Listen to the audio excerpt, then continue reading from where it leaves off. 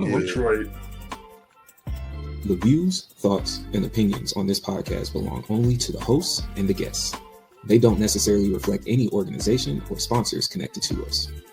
We aim to keep things accurate, but everything you hear is shared for information, conversation, and entertainment. We're going to dive into good laughs, tough talks, and that genuine feel that you came for. So get comfortable, relax into the vibe, and let the moment unfold. This is Keep It Clean. Lock in. Because if that ain't get changed now, did you always then two? You saying it now? Is this needed? Is it accessible? Does it change up everything? What's y'all's thoughts? Did it make any of it?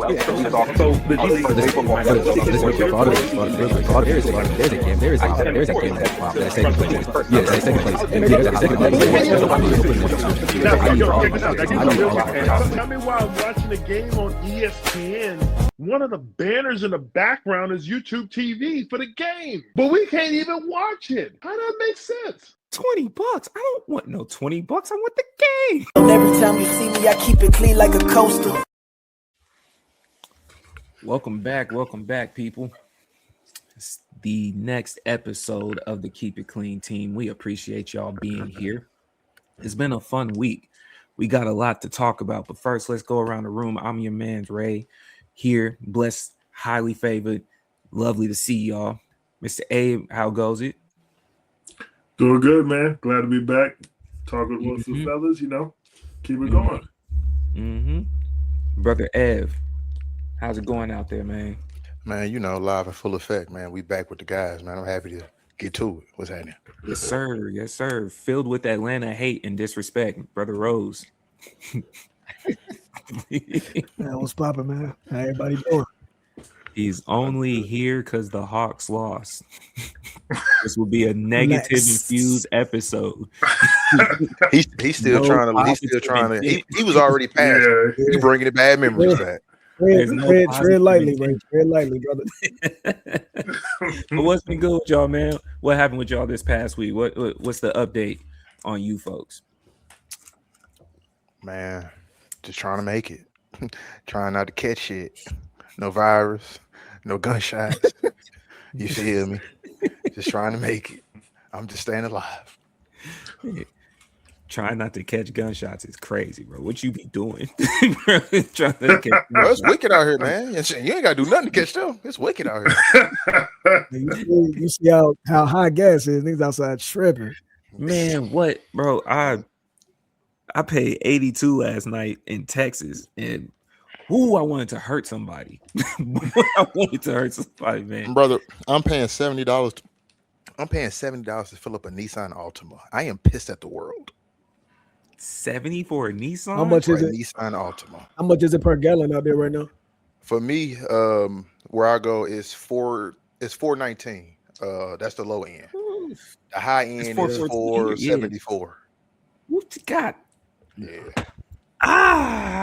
It's about $4.19 here, so I use other people's gas, man. I like it. All right. Just use other people's shit, man. Crank a Uber or something, There you go. My shit regular. I'm good. There you go. Oh man.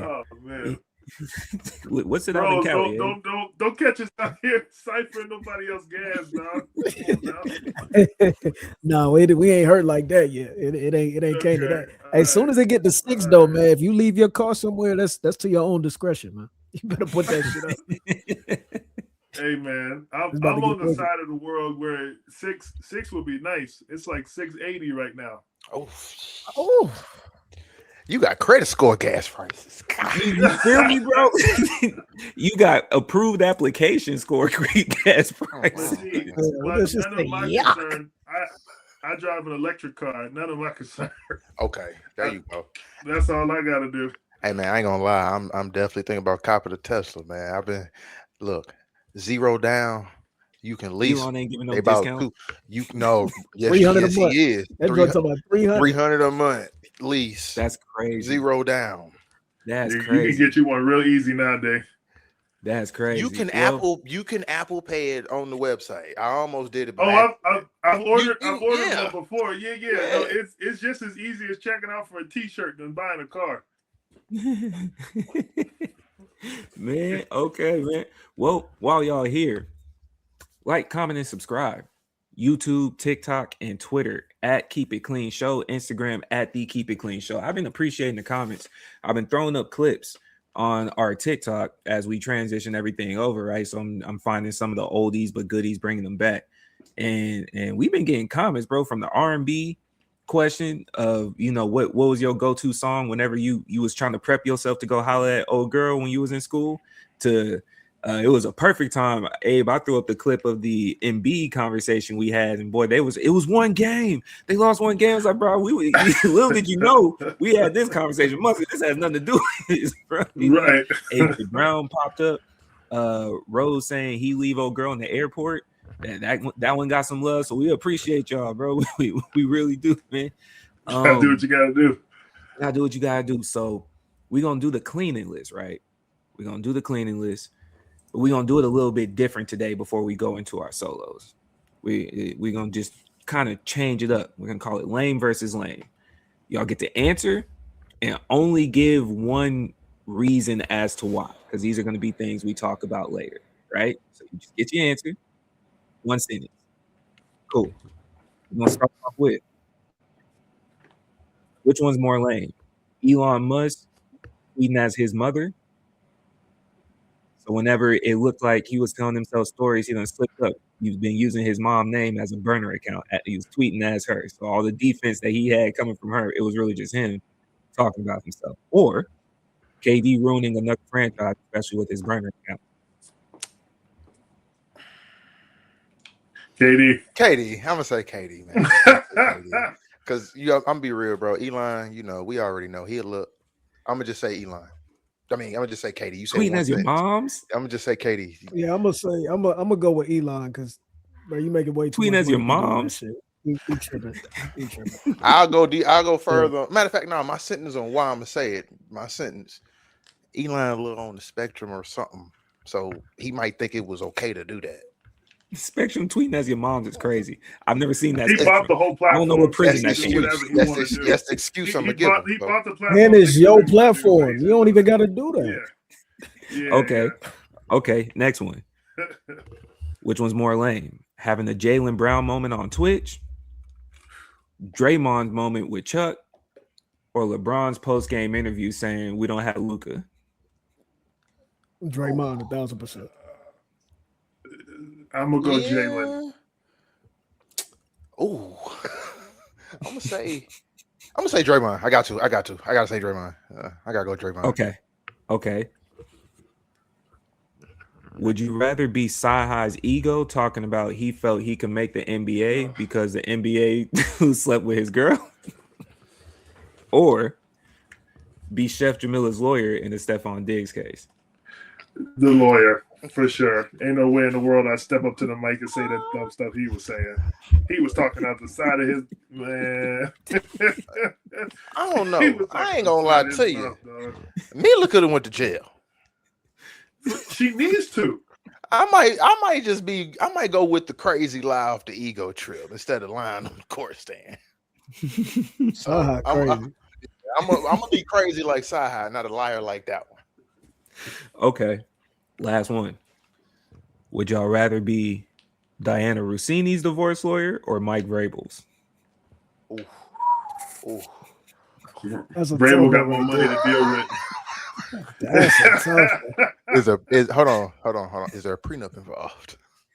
This is what you taking into account, bro.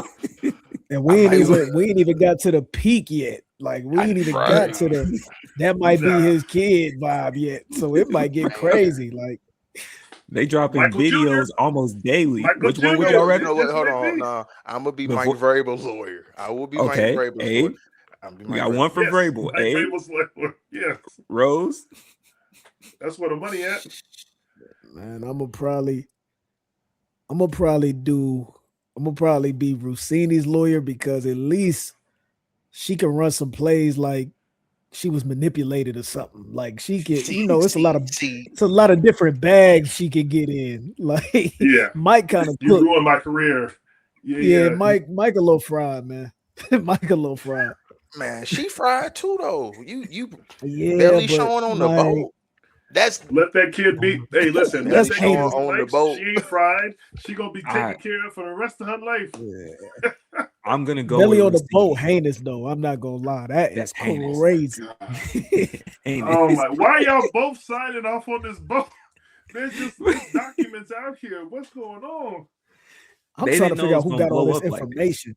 Who got all this? Man. Who has had this in the tuck Oh. just waiting? Bro, they said the husband. They said her husband had a private investigator because like he had a feeling something was going on. Like I'm just going But on you a know trip what? with Mike. But you know what? I feel like this is one of those cases where they probably tried to blackmail Mike and Mike ain't go for it. And so now they just keep letting it fly. Like okay, See, I'm that's the also only thing I can see because nobody gains nothing from this right now. You know what I'm saying? Like who's winning here on either side? So it's like I think they just go keep dropping shit to Mike. It's 5 million now. Mike is 6. Like what you want to do? We got It might be other one of them tapes too. things where they. It might be one of them things where they chase the bag through TMZ. Be like, here you go. I got some more evidence. I need that check. You know, and they just keep feeding it, like you said, until Mike pay up. hot take. It's a New England conspiracy. You didn't win the Super Bowl. We don't want you as the coach no more. Wow. Listen, hold on. Year I'm gonna two? ask you. Let me ask you a question. Woo. If this Rose, you just said it, we ain't even reached the peak yet. If we Yeah, reach we the ain't peak, you think he gonna be there? Like this is nuts, and this has been Now, going see, on. I'm gonna tell you. I'm gonna tell you why I think he's still gonna be there because the owner of Freak too. So it's like he's gonna have some sympathy for the Freak man. Okay. That's a He's fact. gonna have a little sympathy. He's gonna have some sympathy. Rob at all them parties. Yeah. That's a fact. Okay. You're That's right. a fact, man. 'Cause He at all them parties. Yeah. look, man, I'm for sure he's gonna be there, not only to Rose's point, but they let Stefon go. If you compare Freak for Freak, Yeah, but they kind of told you where they habitual line line is, bro. Like, yeah, you cheating every now and then, that's nothing. There'll probably be more stories when the Patriot stuff come out. We all actually believe for a long period of time until we saw that trial, Stefon, it was looking dark. It was looking real dark. That's how most of us felt. So I don't know what they thought it was, but I'm still siding with Russini's lawyer in this situation, 100%. Because I feel like as a journalist, some other people got some stories somehow. And if whatever I get charged, because I'm going to lose this divorce. So let's be clear. I'm taking Russini's side, but I know I lose in the divorce. But she got some dirt on some of them. Vrabel, you just a regular dude, bro. It's I'm gonna say this too, though. It's a little interesting too because with Robert Kraft having as much power as he has, him not being able to get this story squashed and stepped on, like it's still coming out. So it's like, what's happening behind the scenes to where we can't step on this? You like, got New York Times. It's something else at play. Like that's It's something else at play, bro. How long has that private investigator been involved? Because it seems they keep giving us videos, but these videos are mad spaced out, like different years, man. So how long were they? Because Mike Vrabel, maybe my love for football ain't that serious because Mike Vrabel doesn't just strike me as someone when he walks across in public, I'm just readily able to pull out my phone and feel like I need to record him. Right? It's a football, so maybe I'm missing something because where are all these clips coming from? I didn't know it was this famous. But I will say this. Remember when Melo had that interview where he was like, what's his name, called him on the phone. It was like, we already know what you be on. We know what you're doing. You either stop or, you know what I'm saying, we're gonna lock everybody up in your vicinity because we know what's happening. I truly believe like when you are a high, when somebody has invested a lot of money in you, especially in the NFL, the NBA, there's probably somebody around way more often than you think. Like you just don't know it, but somebody watching. And so this could be an NFL thing. I don't know. It could be a thing of both. It get tricky, bro. It get tricky. This was all Tom's fault. I know he has something to do with this. I know Tom has something to do with this, bro. I know Tom has something. You should have won the Super Bowl. I know Tom has that something off to do with Tom jacket. Tom got enough to deal with, bro. He really do. He really do. But all right, man. Solo time. You got Bozo's highlights or something you want to get off your chest, man. Who want to go first? I got a bozo, and Let's go ahead. It's with the sports media thing.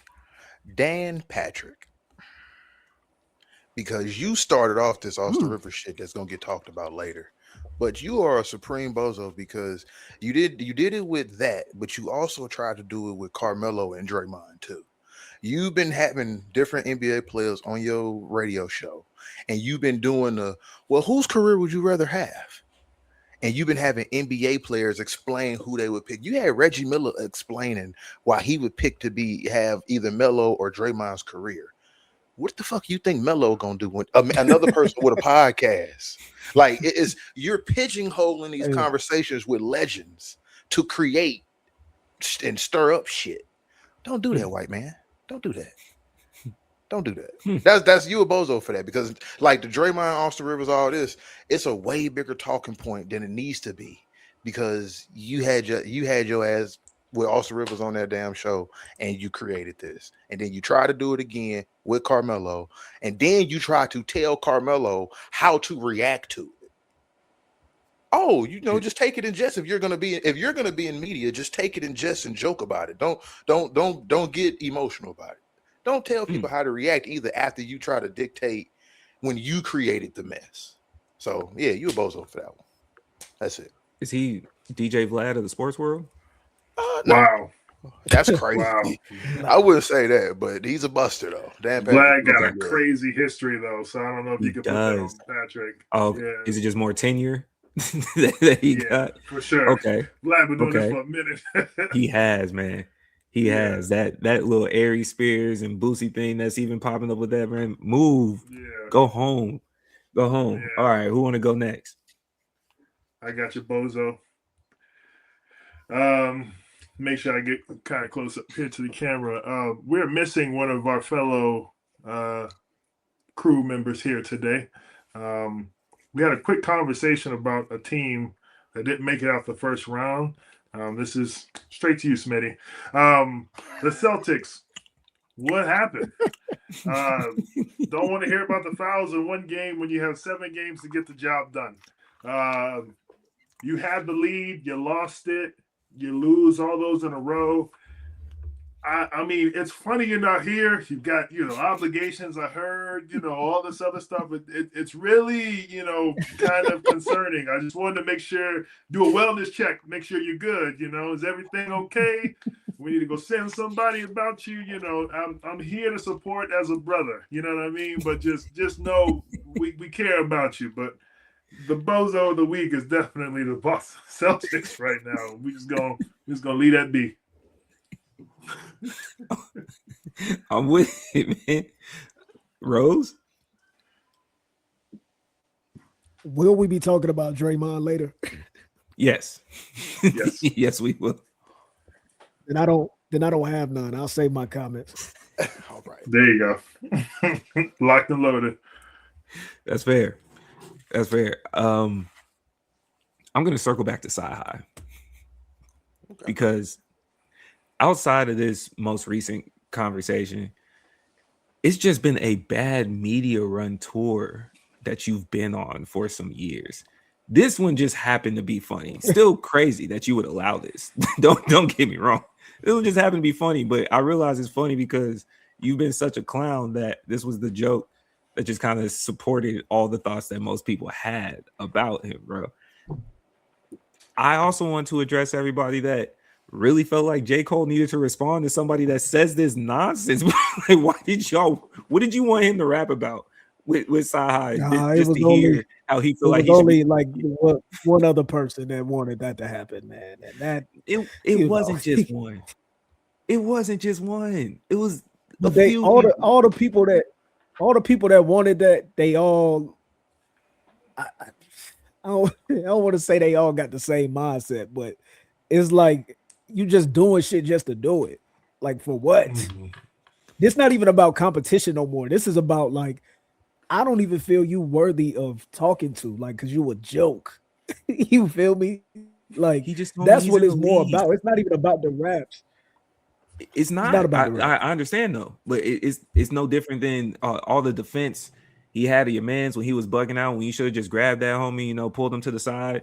You acting like he's a priest with you know, it's just a bad media run. But for you to say that you're supposed to be in the NBA, brother, I didn't realize where an ego could settle. Like, I didn't know we was that beneath the earth, because I would never say that, especially publicly. So hold on, hey, about side. You can't be shaped like a bowling ball talking about, you know me, I'd have been dunking on folks. Like, come on, man. Like kill it. No, and also add to the fact that he's 5'4". Like, he would have never been in the NBA. Is he really? Yes. Oh. And so I got to ask this question too, because I can't remember before I make this point. When Saha was doing the whole shit at Cole and everybody else, wasn't he making the proclamation that he was one of the first geek rappers, or was he saying like Kanye was? I want to make sure before I say this. Was he saying that he was one of the first? Oh, okay, he was saying Kanye. He said Kanye was the first. Yeah. Okay. Because I was just about to say, the idea that you should be in the NBA because of who taking your bitch is crazy. It's insane. Like, that's a pause automatically. Like, you're sick. You're sick mentally. What's going on up there? Like, do that mean that I should, like, if a millionaire took my chick, I should be a millionaire? Yep. Behind his logic. Yep. And these are the type of war stories these niggas tell in their own brain, and it hinders you because you say shit like, "Yeah, well, damn, if he hit, I gotta be high value." No, nigga, you just lucked up. Like, you straight. Like, everybody catch one. A squirrel get a nut every now and then. Like, it's cool. But the worst part about it is when they believe it for themselves. When they believe it for themselves and they really drive that narrative, it's not just them joking. It's them actually telling a story of like, oh yeah, that should be me, huh? Like, it's the you stood up, shoulda, couldas in that conversation, man. You got on a podcast of hoopers and said, "Yeah, bro, I feel like I could be one of y'all." And blatantly lied. Like the caliber of women that got taken from me. Man, I could shoot that J too. Oh man, because but then on top of that, my fault. But then on top of that is like, remember, if we go back to the Cole shit, you did all of that to do what? You didn't drop no album. You didn't do nothing. You just talking. He's on the ego run. Not a promo run. He's on the ego run. Yeah, we got to take podcast mics. Take the mic. And that's also that's two back-to-back things, because now he's just getting more blatant with it. Y'all were here when I said it about the J. Cole thing. The whole thing about him going back and forth with Cole was because Cole said in a song 10 years ago that Kanye was bugging, and he just has certain people that attend Kanye's Frank stands around him. That was it. 10-year-old song. Sahai said, circling back, his words, circling back. Yes, it's me. I was at the Frank stand. That's all that was about. That's all that was about. He admitted that he's on the Frank stand, and then followed up with this comment just to let y'all know, yeah, bro, not only was I on the Frank stand, if you take my girl, I'm on your level now. Dog, that's an insane thought process. I could never get there. He's a true eater. That's what you're saying. Next topic. The Hantavirus is here. You damn right it's the next topic. The Hantavirus is here. Rose, Ray, y'all be careful, man. It's already out there with y'all, bro. I'm in the house, brother. They got cases in all y'all states. Hey, burn it down. I came to terms with my life. Burn it down, man. Look, I think I'm more disappointed at this current stage that I'm in my life, man. In our time frame, we all about the same age.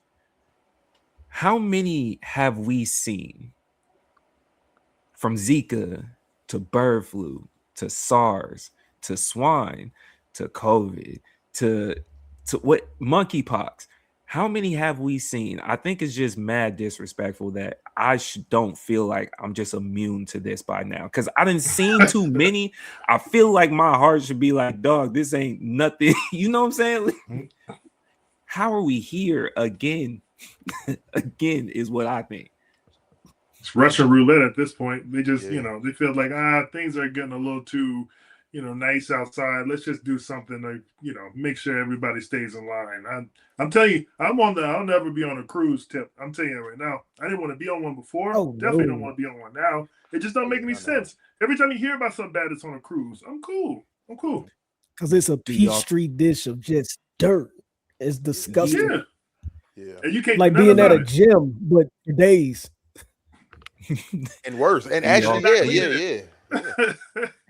Do y'all think they should have let him off the boat or kept him there? You could keep it clean. Don't overthink the question. No. You know how you lock him up. Yeah. Keep him on the boat. Man, look. Yeah. Dr. Umar said it best. Some people gotta go. Some people gotta get put down. Good. Tell them they went to the Bermuda Triangle. We would have been airdropping them folks food. We would have kept you comfortable. It would have been a tent over that boat. It would have been over with. Y'all can't come back. But see, this is what I mean, though. How irresponsible is it for y'all to allow these people to get off of the boat? Like, fuck how you feel. This is about public safety and health. If people already dying, well, some of y'all gotta go. You just got to go. Like, I don't know what you want me to tell you. But then on top of rather that, risk the whole population rather than a few folks that's on a boat. Yeah. But then on top of that, how you was talking about, like, we done been through all of these times, like Zika, swine flu, all that. I feel like back then when we was growing up, it wasn't as apparent. But every time some wild shit go on politically now, one of these pop up. And I'm not going to say that it's hand in hand, but it's a coincidence that this shit keeps happening. Epstein ain't work, so we need a virus. Yeah. Epstein ain't work, we need viruses. It's also crazy because it's like the virus thing outside of COVID was the one that stuck around the longest. They do have about a quarter worth of news. Swine flu was probably the longest before we ran into COVID. And I only remember that because, once again, Texas being Texas, the initial case in the United States, old girl went to my rival high school, like during that time frame. So when we was in high school, that started it for the state. So we weren't even allowed to be in school. Anyone in our district, in the next district over, we couldn't even go to school for about 3.5 weeks. I remember that, right? 2 months later, nobody was talking about it no more. Everybody was back to eating pig. Like it act like it didn't happen, bro. Like it was just regular for people. You feel what I'm saying? We were scared to death of mosquitoes all until hurricane season started. Every time there was a West Nile, you know what I'm saying? And then it was just to Rose's point, though, coincidentally, it's like, don't worry about politics. We got hurricanes now. Your mind shift. No more mosquitoes. You good until the next one. Why were they let off the boat? Nuke the boat, bro. But see, that's a piece of it to me. It's like what it feels like, and like I said, I'm not even gonna get into the conspiracy bag. It's like, clearly, as you look at the news cycle, they try to work you with fatigue. They just throw so much at you to where it's like, all right, man, we can't even start this over here because I got to worry about gas. Then I got to worry about the Hantavirus. Then I got to worry about my favorite team. I got way too much other shit to worry about than what's really going on. So, right, I'm gonna be real. This right now, it's making you forget about the war. Like that gas remind me real quick. Well, all right, the gas will remind me. But check me out. But what I mean is that, like, the gas becomes its own separate thing. Like, think about it. People are mad about the gas. Yeah, it's correlating, trickling back to that. It's the war, but it's now its own focus. Like, I get what you're saying. That's why I say, like, this Hantavirus, it's now like, okay, let's pull it back from against the war. Because guess what? Ain't nobody talking about U.S. and the ceasefire. They've been shooting today. That's not even making news because everybody's talking about this virus.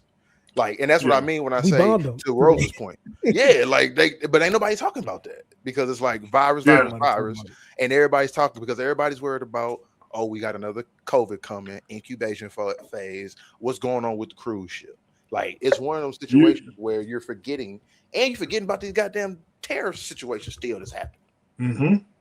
But you and Rose saying the what same happened thing. to It's just Epstein? they're throwing, they're throwing so much at you, bro. Like we ain't got time to react. We got this over here, we got that over. I mean, it's just anytime you even have time to react, there's something else in your face, so you don't know what to do. I agree with everything y'all just said. There's also a piece that I know for a fact fueled a lot of these sentiments. Nobody is prepared to be locked down again. I don't care what your stance is on anything. People started thinking, I'm at the house again. We will go into a mass panic if we have to go through another lockdown. And that's one thing I want to say. Yeah. For the people that are, because again, we got people that make jokes. For the people that are joking, saying, "Man, I want another lockdown," have some common sense. Like, I understand the jokes, but let's not forget the reality of 2020 and 2021. People died, man. Like, I understand a lot of people making a joke because PPP loans, niggas was at the crib, niggas was inside. That was a hard time. Niggas That was was a getting very money, difficult boy. time. Niggas was getting a bag. I get it, but man, and that's what people are thinking about I because forgot all about that. that's the people. Hey, that extra 600 that people was getting, they was man. So I get it, but that was a very serious time. Like, let's be real about that. Hey, to your point too. 2021, 2022. Look at the direct effect it had on y'all fucking kids. Look at the youth. These niggas miss a gap of 2 years. These little niggas are awful. These the worst batch God cooked up. I promise you, these the worst ones. Besides like the crack babies and shit like that. These the worst ones. Send them back. Send them back, bro. Send them back. Yeah, man. Y'all, nobody would know what to do with themselves sitting inside the house again, man. Y'all don't love your people that much. much. It would be massive. If you're like bro. what It would Ev be said, massive. yeah, like if you what Ev said, like if you want to stay, just stay inside. Nobody's forcing you to come out. So if you really want to have your own version of COVID, you can stock up the food and just stay inside. You can do that, but like don't tell the whole population you just gotta sit inside because we got another virus floating around like that. Bro, that was crazy. Which is why, too, what y'all are saying as far as the distraction piece, man, I know exactly when I got distracted. I was cool when they said it popped out. In my mind, it's just, again, I don't know what I haven't seen by this point. And I know y'all come out with a new one yearly. These are like collecting J's at this point. Every year, there's just new, bro. New drop. We on new shot drop. Yeah, man. we on virus 26, man. You got them 26s, bro. You get them 26 shots. I don't know. I don't know what to do no more. But when they let him off the boat, I was just so pissed off in the aspect of, you know how many movies we got out on this? Have you seen Resident Evil? Have you seen The Walking Dead? Like, what do you want, bro? Why did they get off the boat? That is to get your mind conditioned to get ready. That's all it's doing. That's what it feels like, man. I'm over here texting them in the group chat today talking about, yeah, man, because Ed was there. They sending pictures of their workout, right? This is what they did. Boom, boom, boom, boom. And I said, that sound good. Hey, but do y'all got some sprints in you? What's that 40 looking like? Because we gonna be runners very soon. Can your hamstrings handle getting up and down that floor? Don't show me no endurance. Nah, buddy. Anyone could jog lightly. Can you get up? Bro, can you move, man? Bro, yeah. Oh my goodness, man. Hantavirus is buns, bro. Let's get to this stuff. Why is everything rats or bats? What is up with it? Like, I think they say hantavirus is rats. Because because guess what? I'm already conspiracy. The next virus, cats. Nah, they gonna stick. they gonna stick with these rats. They tell you rats because it's easy to just say up front, we gonna take out New York first. that's what they let you know, bro. When you think of rats and pigeons, they like, hey man, we taking out New York first, bro. Get it over with. Man, okay. The Stefon Diggs case, man.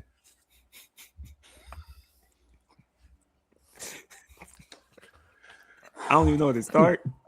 When your defense goes up there and they snitch on you, when they say we shouldn't have put her on the stand, it was a bad move altogether. When your own people go up there and tell you, yeah, we shouldn't have did that, in a literal case, what are we talking about? This was all that Shorty talking about the burnt hot dog and the ramen noodles, and how she was showing up to work. Come on, man. Like what? Let's not a shred of evidence, not a piece. What are we doing? She should be countersued easily. we should be. They showed that he overpaid her. Yeah. You went to court to go get money, and they found out they overpaid you. What is going on? No. I want to pivot right there. They didn't find out, man. You can't sell me on this because a lot of the stuff that was being presented was in the motion of discovery. There's nothing that's supposed to be presented in court that both sides don't know about. Don't know. Come on. What did you think you had in that chamber that was going to beat what was presented in court? That's what I want to know. And that's insanity, bro. Because if you had it's not a civil case, though. There's not a civil case. Right. So right. You would have the wrong courtroom. Yeah. Even in a civil case, that Stefon, I don't even think of, with all due respect, I don't think of him as a big enough name to even fish down that market.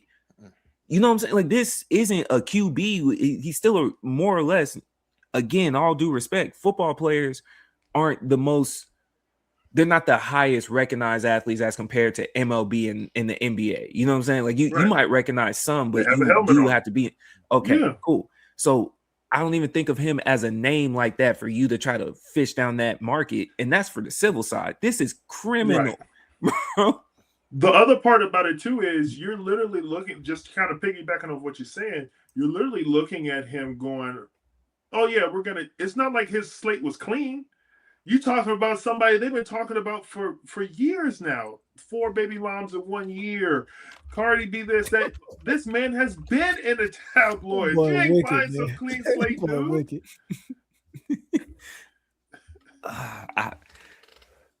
What did she gain by this was my second question. I'm gonna tell you. I'm gonna tell you what's really going on here. I'm gonna tell you why I'm so disappointed. I'm so disappointed in Stefon, man, because it never had to get to this, brother. It didn't. Brother, that woman is 41 years old. We don't start there. She's she's 41. So we're gonna start there. I didn't know that, brother. You didn't have to hire this BBL demon to make you hot dogs when all you had to do was tell her she could come over consistently and you would have been fine.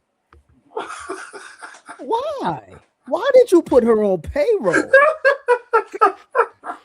Now you've created more problems for yourself if you didn't have to do that. But what you did was you went in your mind and the arrogance of you thinking, oh shit, I can control the old bitch. I can control her. No, you can't. No, you can't. You can't control no 41-year-old, you dummy. They the worst ones. So you tried to control her, then you bring this other girl up in here. Now she feeling away. She like, damn, I'm supposed to be the bottom bitch. But the new girl that came in here, he taking her on vacations and shit. Why I can't go? Stupid man. And now she done drug you through the court of the public. We already knew you was a freak bull. We gonna get that out the way. I done seen some. Why did that man say you was in that elevator with him like that? Why did that man say you was in the car with him like that? Why they said that? You just don't make that up. I don't know what's up with you, bro. But you need to find God. You need to find God and get right, bro. Because you're not gonna be on the team this year if you don't find God. You see his post already? When he's putting out his stats talking about where are we going? Yeah. Nah, I know where you going. Nah. Yeah, he put in stats last year. He had so many, catches, over 1,000 yards. Where are we going was his question. And he put that up right after come on, dog. Like, let this marinate a little bit and then go shopping. He put that up immediately. Like, I done put my life on hold for this. Now that y'all see the truth, what's up? And it's like, come on, that's not how this works. That's not I'm rolling. Why was you on that boat? Why was you on that boat with them freaks giving them powder? Why was you doing that? Why did somebody have a recording that close to your face while you sitting there handing out the candy? What you see that camera, dog? You see that phone poked right in your face, and you're gonna be like, "Hold on, y'all take it slow with these. Come on, man. What are we I know he doing?" on that same time Boston Richie on it. You can't fool me. I know about you, Stefon. We heard about Son, you. We heard about you. You gotta chill out. This is what they say when somebody shows you who they are. Believe them. man, look, everybody told you about him in Minnesota. His own teammate Yeah. said, "Bro, we not leaving our sister around him." The So whole team. what do they know? And this was almost a good 10 years ago. That was in Everybody Minnesota. said no. What can you Cuz do? might in not even been a Minnesota, Pro dog? Bowler yet, and What they can saying you stay do in away from him. Minnesota? Bro, that's it. Freak Yeah, man. And it's tough, man. I can genuinely admit I can keep it clean with myself. And I'm trying to remember what specifically I said when we was talking on the pod. But because of everything y'all just mentioned, when I saw the case, I'm not gonna act like my mind didn't go. You not You surprising. I immediately had that on his jacket in my head, just like you got a track record that says this is within the wheelhouse. You know what I'm saying? Yep. So But that then spins it back to her. You know how bad you have to be for his track record to walk away, not even with minimalized charges. All the charges were found not guilty, not even like a misdemeanor, no probation, not even a settlement, because this isn't civil court. But still, you told me you not getting a settlement in civil court. The way that this went, Nah. bro. This should have Because only they been a had civil you. case. They had you on camera doing the Cabbage Patch after you said you was getting beat up the same day. Like, what are we doing, bro? What, you know what I'm saying? We can't live like this no more. We going crazy. We can't keep living like this. I can't get over this. She's 41. You blew my mind with that. I thought she was a good. She looked every bit of 41 up on that stand. What did I say before we started recording? Yeah, she looked every You bit said of you didn't want to on say that it on the stand. pod, so you take your chance. Him saying she 41 confirmed it. I didn't know that was the same person from the previous pictures. Yeah. You can't control it. You can't control them, bro. He thought he could. You can't. They wanted her to look nice and presentable for the court. No, sir. Can y'all answer though? Because I never got a chance to confirm this. Is that picture with her and the hot dog? Is that AI or is that the real? That's AI. That's AI. Okay, that's not a real picture they took, though. Okay, I know what you're talking about. I just want to make sure, bro, because I really the New York came out of me. I really looked at that. I said, "Dead ass." I kept scrolling, man. Hey, man. The way homegirl was describing it, though, that's an accurate portrait. That was crazy, though. It was like, yeah, we looked on the counter. It was just a burn up hot dog. I'm like, y'all ain't have to throw that in there, bro. You ain't have to do that. You ain't have to do that. Oh man. Okay, man. Where y'all want to transition from here? I know, Abe, you said you got to keep 3 cut 5. I don't know what the topics are, so you would have to tell me when the timing is. I also got a draft for y'all. Simple draft. I think we do solid with 4 teams. Topic of the draft is you have to draft nonfiction basketball players. Nonfiction. Just go through the draft. You know what I'm saying? Nonfiction.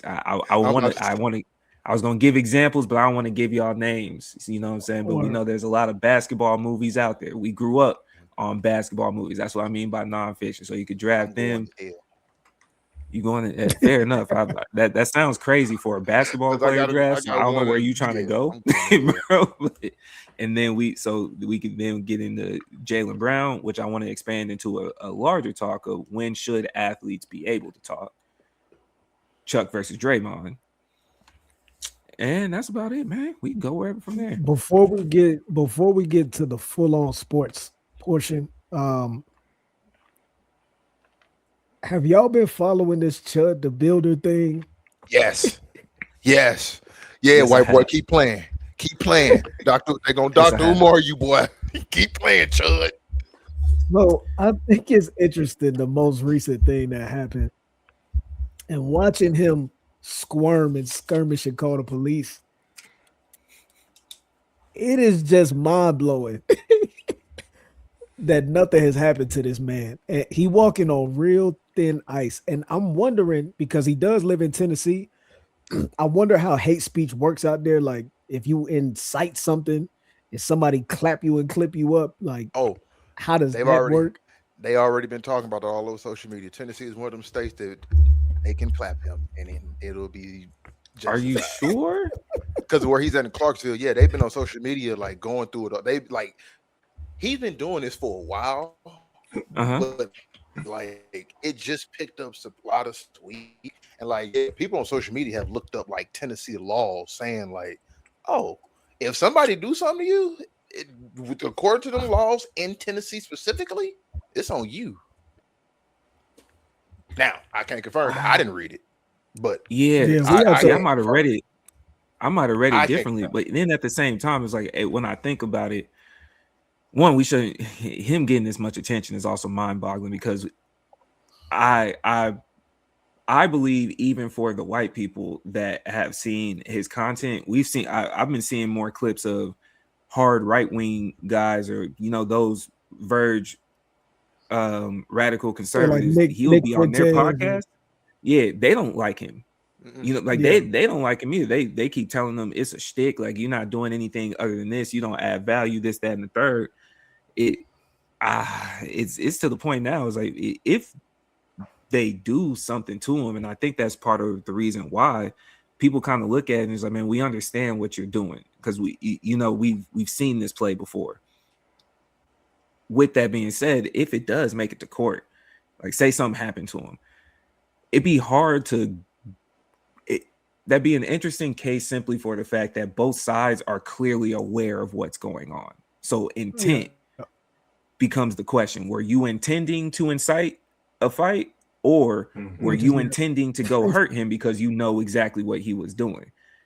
You did what I'm saying? So it's like, because there's been a lot of people trying to call him out and it's like, obviously he's not going to go to the ring with you. Like he's not going to do something sanctioned. That's taken away from the cash cow of what he's doing.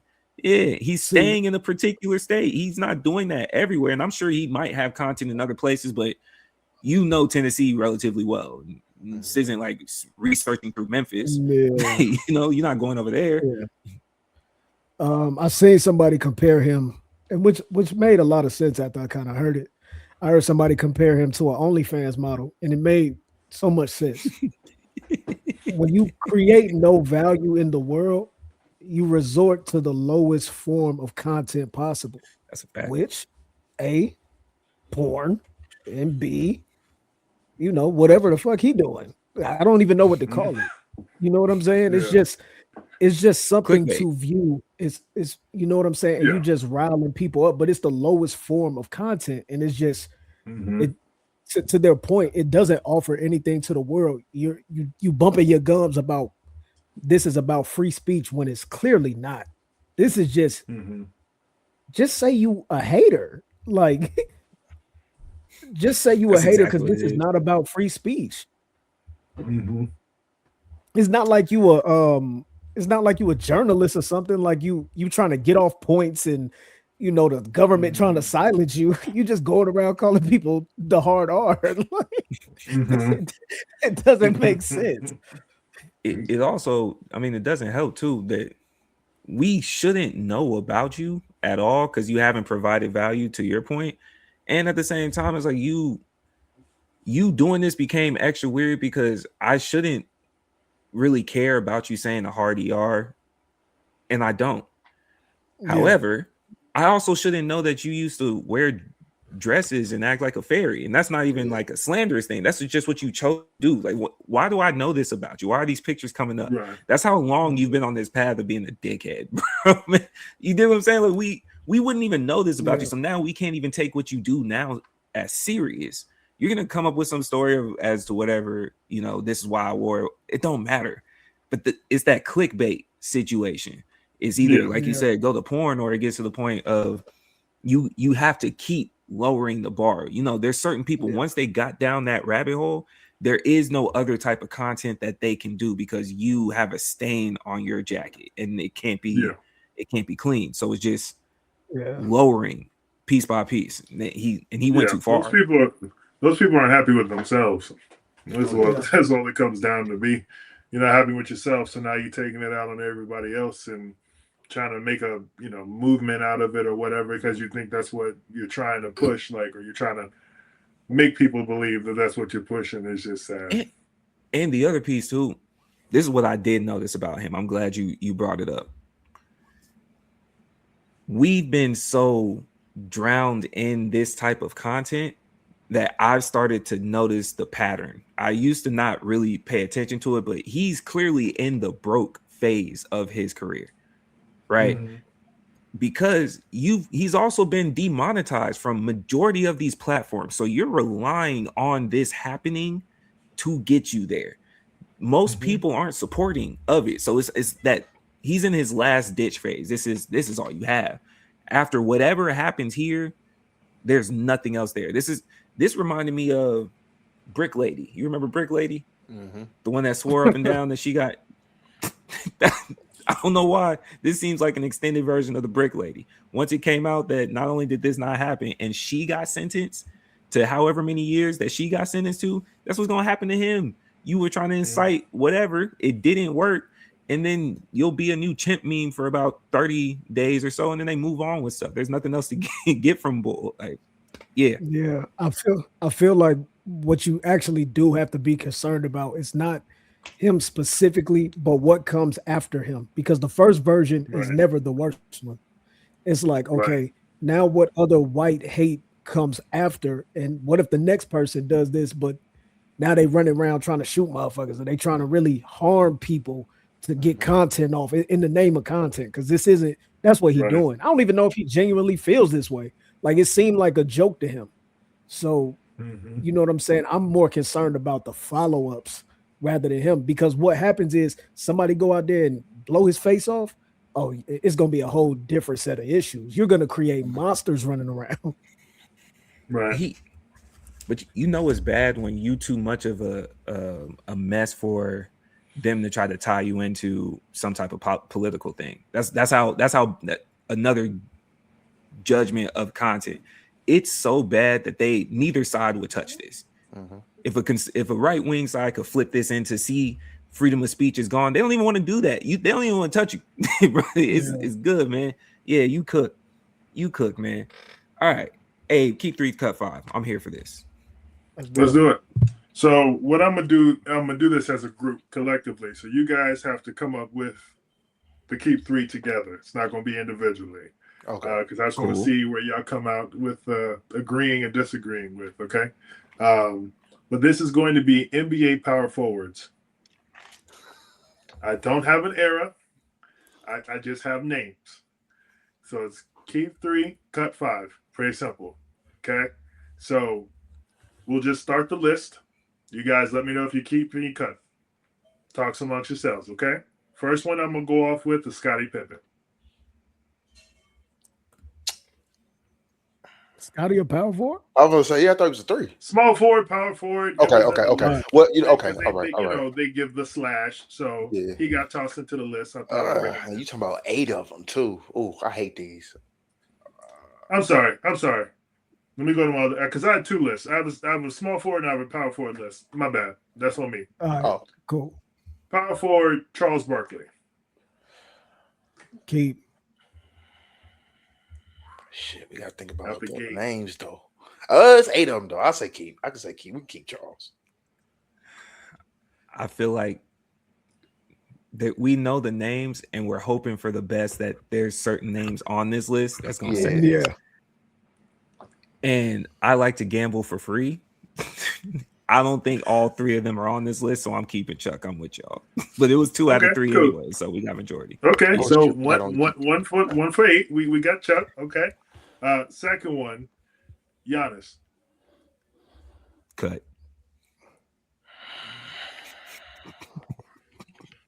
I vote cut. Why the fuck did I keep Chuck? Y'all tell me. I vote cut. I don't even. Like, that's what I'm saying. I'm thinking. I wasn't even thinking about. I know. Hey, study long, study wrong, buddy. Cheese after this, you know what I'm saying? You never know. I'm gonna say study long, study wrong. I'm gonna say cut, man. I'm gonna say cut. We only 2 players in. Damn, can we go back and cut Chuck? Nah.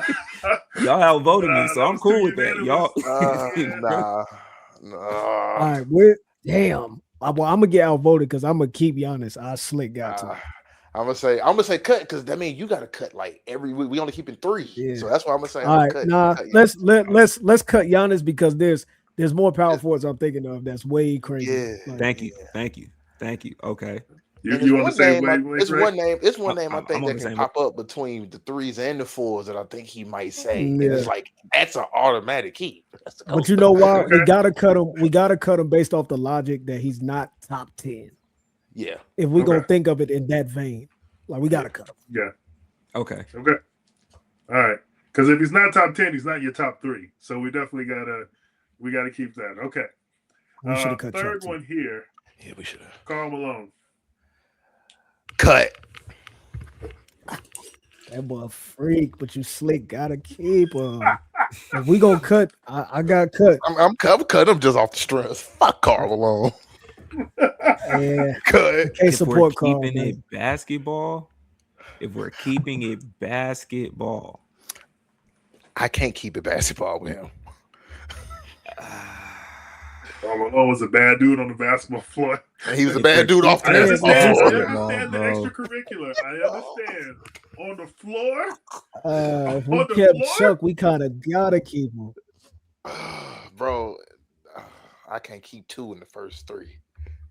yeah, I can't either. That's why I said if you let us redo this, let's just cut Chuck and we ain't picked nobody yet. Okay, here's where I'm at on it. I don't mind cutting him because as talented as he was on the court, he did have a jumper. He did have post game. I can support another power forward because the ones that I'm thinking of didn't have a bulk of their points come off the pick and roll either. So I'm cool with that. Like there's certain ones that I know are better bucket getters. And I'm okay with that. So I can cut Karl. Bet. So we good. Okay, so we go with Karl. He does check off every box except he winning. does.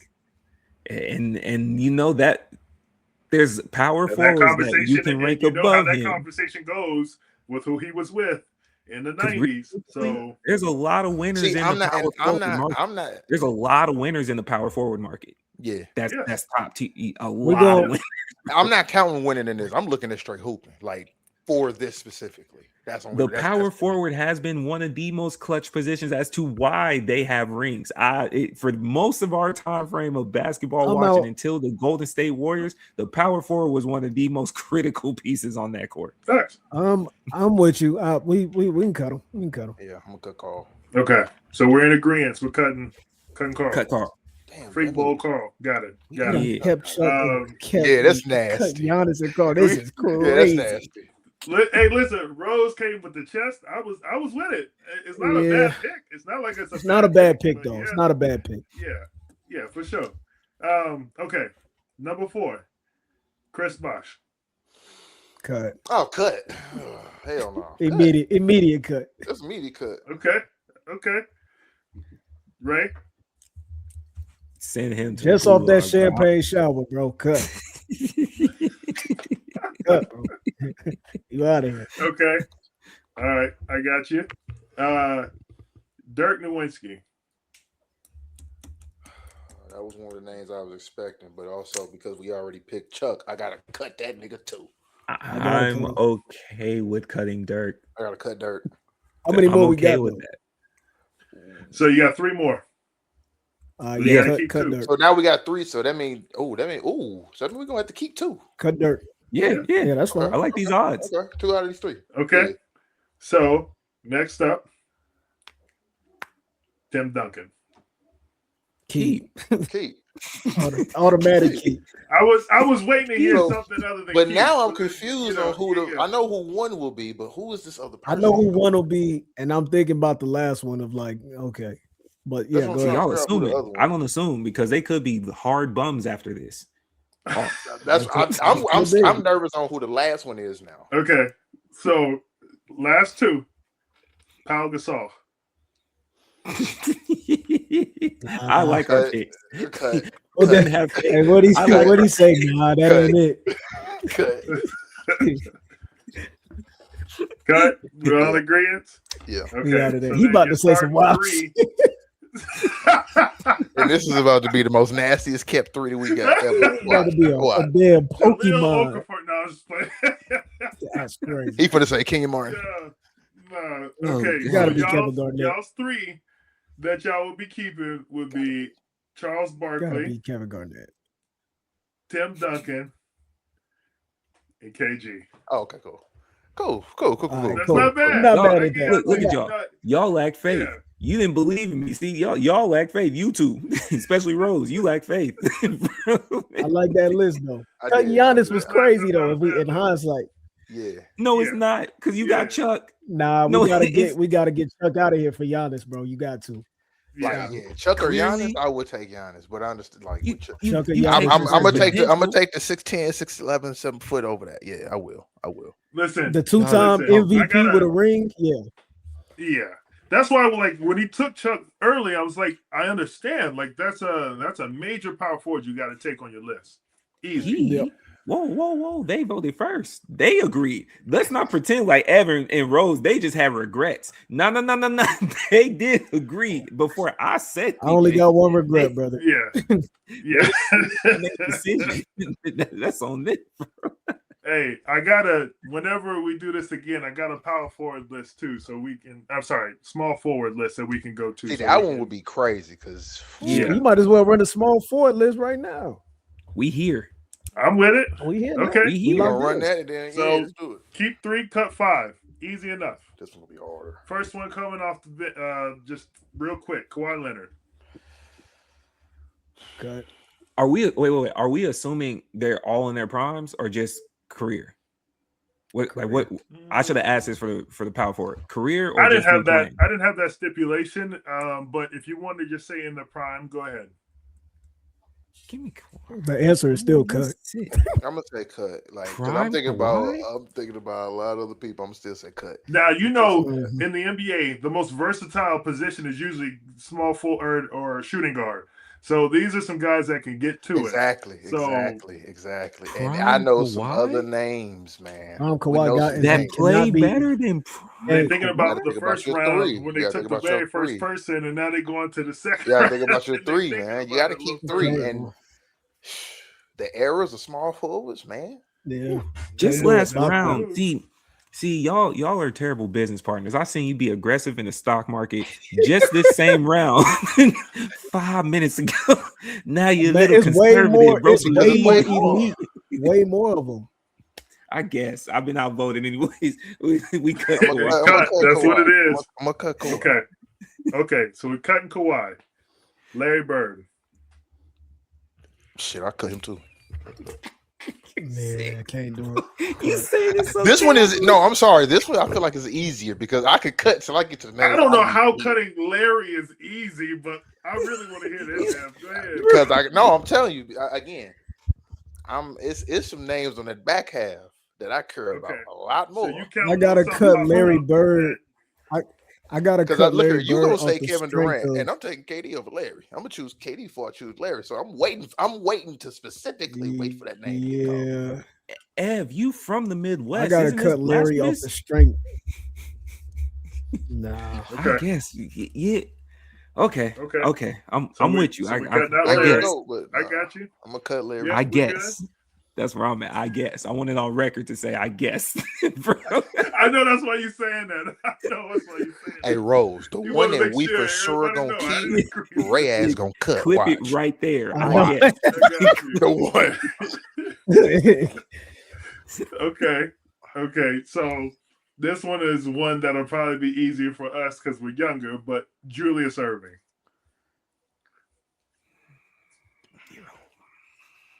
Cut. It's a cut because it has nothing to do with us being younger. It's just quite simply, man. We saw that position go crazy. With Mhm. all due respect, Pioneer. There's a lot But of. that's names what I that- mean by that. But that's what I mean He by the that. I don't feel prototype, like he though. wasn't good because he Well, wouldn't be no, on the not list he- if he wasn't good. Right. But not even that. As opposed to a lot of his peers that came out during his time, it's like you just had the cool style and you had great play. But there's tiers to even that whole 70s through 80s is like, we saw that position go places that it took a longer time for the power forwards. If we keeping it a buck, I'm cool. Larry had your number in this era anyway, so you feel what I'm saying? I'm cool on that. Yeah. Yeah. So we're in agreement. We're cutting. Okay. And Chuck. Yep. Okay. I love this. Paul Pierce. We'll holler at you, Paul. Not happening. You see my face? I him too. It's the Keep It Clean podcast. When it's only Smitty's not here. And hey, he ain't got a dog in his fight. We'll holler at you, Paul. He's 81. Yeah. Right. Full name. Ooh. That means we got to hit or we're fucked. Okay, so we got 1, 2, 3, we got to hit. 5. Yeah, we got 5. So we got 5. You got to keep 3. No, we have 4. Yeah, we got 4 names left. I thought you said Kawhi. Yeah, we got 4. We got to keep 3. We got to hit on these or we're cooked. Woof. Man, do not say no shit like Rudy Gay or no shit like that, man. Yeah, I'm gonna have to go back. Have to start uncutting niggas. All right, I'm gonna make this one easy for you guys. Well, maybe not. LeBron James. Watch this, Rose. Fucking watch this. Watch this. What are you talking about, bro? Small forward LeBron. I'm not a liar, Ev. That's the disrespect, bro. I'm not a liar. Okay. To make sure. What do you mean by this, bro? Just had to make sure. All right. So are we keeping LeBron? Yeah. You have that's automatic. I mean, I'm just making sure that's all. Only Smitty would say no. Well, wait. We down to 3 or down to 2? Hold on, because you said Paul. We have to keep 2. We're down to 3 left. Yeah. Oh, okay. My bad. There you go. All right. So next one up, Carmelo Anthony. Keep. I'm sorry. There's no second. Study long, study wrong. Keep, bro. He's the top 3 offensive games we've ever seen in this game. He's top 3. There's no question about that. He's top 3. But I'm thinking about the last 2 of what the last 2 could be, and I have to cut him. Like, and that's what I'm saying. Because if the last 2 are the ones that I think they are, greatest offensive game until one A or B came up. The other person in the top 3 conversation doesn't even play small forward unless he has a fat suit on. Keep Carmelo, bro. I don't know what you mean, man. He could do everything. So what's the vote? Do everything, win, like, because he didn't play one half of the ball. So we keep it a cutting. Man. Unless he throws Tracy McGrady as a small forward, I think this is a safe. That's what I'm trying to figure out. I know who one of them is, but who's this other one? It's a safe pick. It is a safe pick. I will say it is safe, but the problem is one of these is going to be a curveball. If KD is in there, it's going to be another one that is a curveball. Yeah. And if we pick Melo, we're gonna get screwed on the back end. Like, because this thing, because KD is one of them, and that's why what happened? I'm kind of. You know what happened, Abe? You know what happened? While Eb over here foolishness. talking to Rose, talking about watch, when we say keep, he gonna say cut. You know what happened? These two don't like they picks so much. They don't pivoted on everything. Oh no, we picked was Brian. Yeah, we kept Brian. Now look. All I'm gonna let's say, hold our picks to the end, bro. All I'm gonna say is this: you expected certain people because they have a normal conversation about them all the time. Yeah. I just threw out Julius Irving. Yeah, that's not somebody we talk about all the time. We're doing offensive games. We, you know what? I'm gonna go. I'm going for it. I'm gonna keep Melo. I'm gonna keep Melo. I'm gonna do it. I'm gonna keep. I've been outvoted, so we keeping him. I'm gonna keep Melo. New York Melo. Because I still don't know who. I don't. Outside of KD, I don't know who this other name gonna be. Like, I don't know who this other name. I'm thinking it's probably better than Melo. Small forward. We got 2. You got to keep 1. Grant Hill. Yeah, wasn't enough. I'm cutting him. Yeah, cut him. Go and give us KD. Wasn't brother. enough. Yeah, cut him. I'm sorry. We did enough. right. We did right. What if? Where is KD? If it's not KD, it's KD. If it's not KD, it's not fair. Yeah, if it's not KD, then we can't do this. If it's not KD, what are we doing? You put Julius Erving and not KD? But I didn't say what era. I didn't say of all time. Because Paul George could eat. You put Paul Pierce and you put Paul Pierce and not KD. Abe. And I'm for sure if we're going back, I'm cutting Melo for Kawhi. I'm gonna take Kawhi. Exactly. So you better put KD on this list, Abe. So just so we can recap, the two that you guys chose was LeBron, Melo, and then your second one was Carmelo. Okay, Carmelo. Before you say the third, Abe, I'm so sorry. These Negroes said we would have went back and kept Kawhi. Who said keep Kawhi? Was it not me?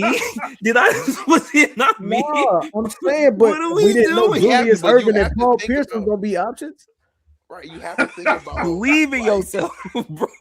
No, we didn't know. I'm believing that KD is here. That's what I'm saying. I'm believing that KD is here. That's why it's like I said, I'm waiting on KD. But if KD's not there, I'm screwed. There's a chance. Oh, y'all would have lost me so much money because I clearly called the bets. Y'all would have lost me. What's the third one? So the third small forward that you guys have on your list behind LeBron and Carmelo, Sean Marion. Oh, that's bro. disgusting. Oh boy, that car ride home. I was smoke that car right now, Abe. Don't you ever play with me like that again in your life. To me, Sean Marion, talk to me. If we had to ride home, y'all had after so the many casino people to grab before we got to the end like that. You played yourself. I'm cooked, bro. I'm cooked. I said it. Yeah, I'm cooked. This is no why I KD. don't gamble. Crazy. This is why I don't gamble. I didn't say of all time he'd have been on there. I what just said list? small forward. He did. I mean, he is just said why small I forward. don't gamble. No KD is crazy. This is why I don't. Boy, I went Keep 3 your for money in your 3. pocket, What are we folks. doing? Nah, you would have got that one. You would have got that one for sure. Oh, boy. Yeah. I would have been hot. If we were in the car, bro, y'all couldn't say a word to me. If you want quiet, right? See, I don't gamble. I don't gamble. See, I don't gamble. Yeah. I'm driving with 2 hands on the wheel, like them old school dads. Wish like, bro, you feel me? I appreciate that. That was fun, man. Woo, speaking of small forwards, bro, Jaylen Brown been active on Twitch. Now there was a back and forth in the group chat. Y'all was all there for it. Had some different opinions. Once we get to me, I'm gonna say where I started, but I'm probably on the same page with everybody now. But Jaylen Brown been active. He's been a streamer, right? I don't want to take that away from him. Jaylen Brown has been a streamer. What all his content is, I personally don't know. I haven't really watched him often. It's rarely, clips that really come up around. But after the Game 7 Sixers loss, your boy gets out there, the clips that went viral, saying that Embiid is a flop. Don't matter what he do, Embiid is a flop. And then he was going at the refs. How do y'all want to address this? There was a spirited conversation early in the morning the other day. Yeah, he probably made the money for the fine during the stream. So he probably did it knowing that that was going to be the case, where he was going to get fined. So if I'm going to say something about the media, I'm going to do it in a space where I can make money off of it to pay that back. That's not why you lost the series. If you want to blame Game 7 and the flopping, I mean, let's not talk about how you run into people and just jump straight up to increase the foul take on your side as well. You shot plenty of free throws on your side as well. Comparing games, what are you doing down there in the post with Joel Embiid in the first place? Can we just – because Joel told you in the middle of the game, I'm not coming to guard you. Like, I'm not a shooting guard. I'm not coming out there to guard you. Why did you take on that challenge? You thought you was that big and bad that you could stop Joel Embiid from putting you in the post like a baby? Made no sense. So to go here and then go on a rant about the referees and how the game is terrible for the flopping and all, come on, man. I mean, we've had conversations about flopping. Obviously, we talked about SGA and some of the foul baiting that he does and everything else. Like, it's across the league. It's not something new. If you have an opinion that you think the league is worse off for it, great. So stop doing it too. This isn't some one-way street where everybody who you play gets 35 fouls and you don't get anything. No, my man, you are literally running into someone's chest, marking them up with your hairspray, and then coming out with a foul. You're literally like bum rushing people like a bull in the middle of the game, leaving your mark, and then coming up with a foul. So I need you to really take a deep breath and just be okay with the fact that you lost. It's okay, my brother. Do we believe that NBA players should be allowed to criticize the refs without getting fined? I believe they can criticize the refs. I think they can criticize. I mean, I think so because I think you should be able to criticize refs solely because, hey, sometimes there are genuine missed calls or genuinely like bad calls that do change the outcome of a game slightly. Yeah. So I think if you get to call out those specific things, I think you should be able to. But again, I think so because of the simple fact everybody gets to criticize the NBA players' game. Everybody gets to talk about how bad or how good they were. So if we're keeping everybody on the same level, someone who literally has an effect on the game like a referee, I think you should be able to say something. And hold on, Ray. Because I was going to say the only thing that I have an issue in me saying yes is you then enter in the subjectivity of the criticism of the critique. Because you have someone who will go overboard and just be like, man, when it's like, okay, you're just being emotional versus a fair critique. So the only thing behind that is why I say it is because after all of these games, they go back and watch them and they make their marks about these missed calls or in the report. So it's like, okay, let's just say Jaylen Brown goes back, watches the game, looks at the report and says, hey, no, you missed this many calls. You missed this many calls. I don't think if it corroborates in the report, why are you finding me? And that's why I said no, because I don't think that's critique. You're telling the truth. If you're able to corroborate it, it's not a critique. You miss these calls. They're no different than me missing a layup or missing a field goal. That's a factual thing I miss. What you say about how they miss it, I say no in addition to that because it's kind of hard to grade the subjectivity that you're speaking on. Right. Like what would be deemed too far in that moment? Like, bro, he had an off night. He missed this many calls. What is off night really? We will get that far in the weeds with it. Yeah. What do you mean by off night? Right. And then what else could be affected by this? Because if you get to critiquing, the fans also start to treat refs particular ways. You're trying to control it on court too, because we've seen. I know it sounds like, or it is extreme moments, but we've been seeing the boldness from almost all different variations of sports. Fans throwing stuff at refs or throwing stuff on the court, running down on the court, whether it be players and whatnot. If the players get to a point where they could just freely say something about the refs aren't safe, man. You do got to keep them someone in consideration. So it's just a no for me across. I do think you should be allowed to say, hey, you did miss. There you go. Yeah, I mean, you should be allowed to say that. That's the nature of the beast. But when you literally have somebody called the extender, Scott Foster, like that's a real thing. You know what I'm saying? Like when it's not a coincidence that every time Scott Foster refs in a game 6, it's going to 7. Tony Brothers, you were part of that too. And it's not a coincidence. So I do think I think they probably just got to have a way to say it, but I think they should allow the NBA players to at least, get their piece off because it's almost not fair. You know what I'm saying? We got emotions too when we play in the game. Yeah. So like in a stat sheet, they show you that like Rose went 10 for 17, right? Yeah. And they talk about your field goal percentage and how, you didn't do as well as you normally do or whatever the case may be. If you have that same stat sheet on the refs being like, you missed this many calls, that is what I think they should be able to attest to. Be like, okay, so we, during the game, we had another set of referees that were looking at the game, and they kept track of the missed calls that they would have called that they deemed would have changed the game or whatever the case may be. Then you take that to the podium and be like, okay, so, Jaylen went 10 for 17, blah, blah, blah, but Scott Foster went 11 for 24 or whatever, and so that way they can have something that's hard copy or whatever so they can talk to. Again, you have the levels that everybody's kind of talking about where what's too far, what can you say, and all that. That's where things get a little sticky. But I think if we're talking numbers, and like Rose said, they go to the back and do that anyway, why can't that be presented so we can all keep each other accountable? My answer to that question, I would be heavily more so leaning into it takes away from the ref's ability to be as pure and as natural as possible. Because if your stats are like that on the line and you're getting into thinking about it, you start trying to do that. I can see where your whistle comes into play because we know. I don't want to pretend like we don't know. Like obviously, like I was saying, people are counting the stats. Obviously, there's video, and we know the Scott Fosters. We know those exist. Yes. Yeah.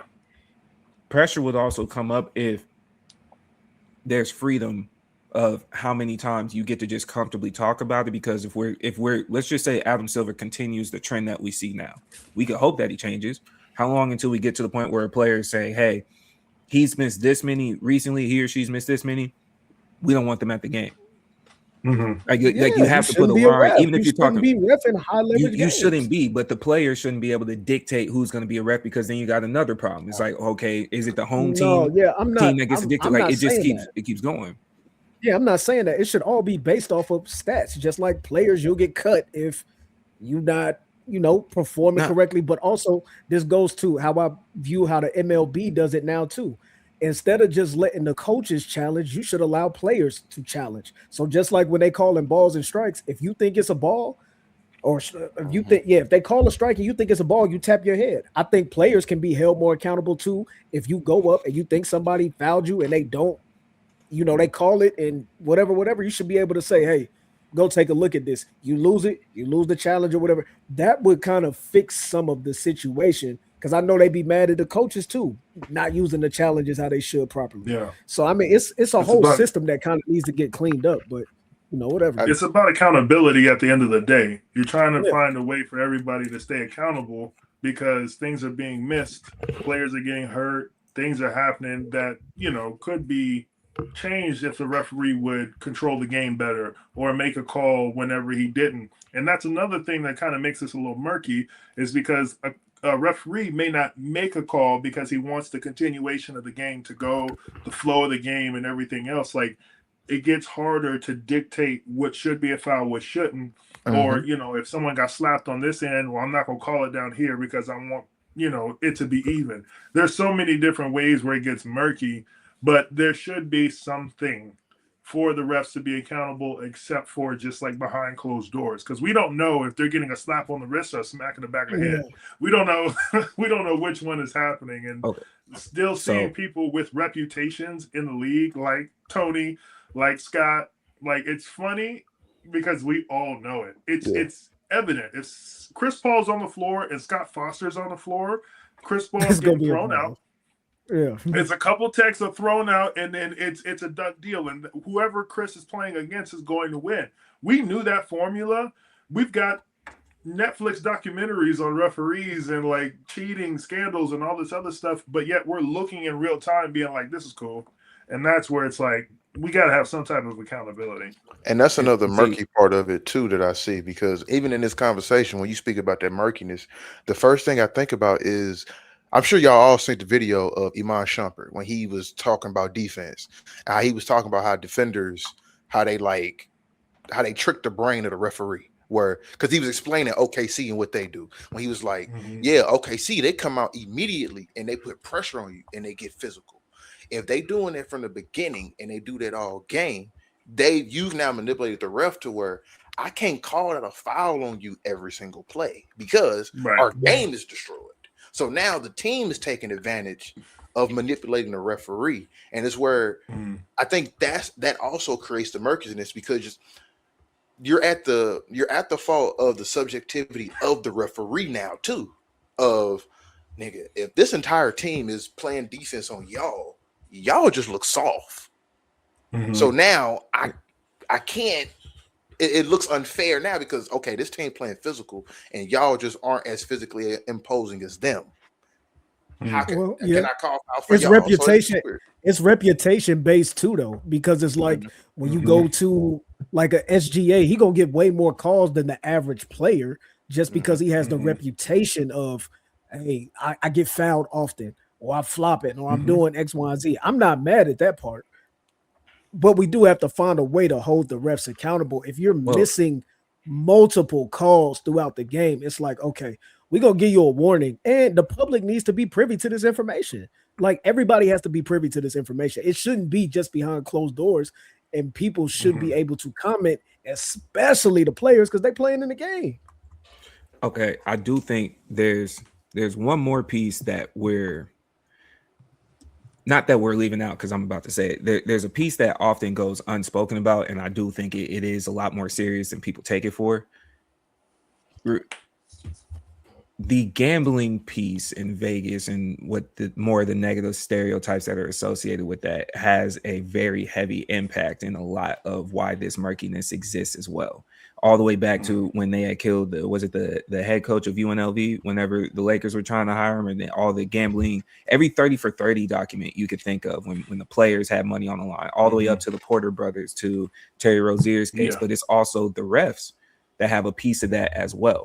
And that coming directly from the money line or whatever Vegas has involved has taken the toll on that. And as a business, you can see where they've tried to protect both sides, because if a player is involved, you can just as much go out there and say something about the refs when the refs are supposed to be the pure sanctity of the game. Like, the refs are supposed to be the closest as possible to purity. So when there's extreme cases, they do remove them.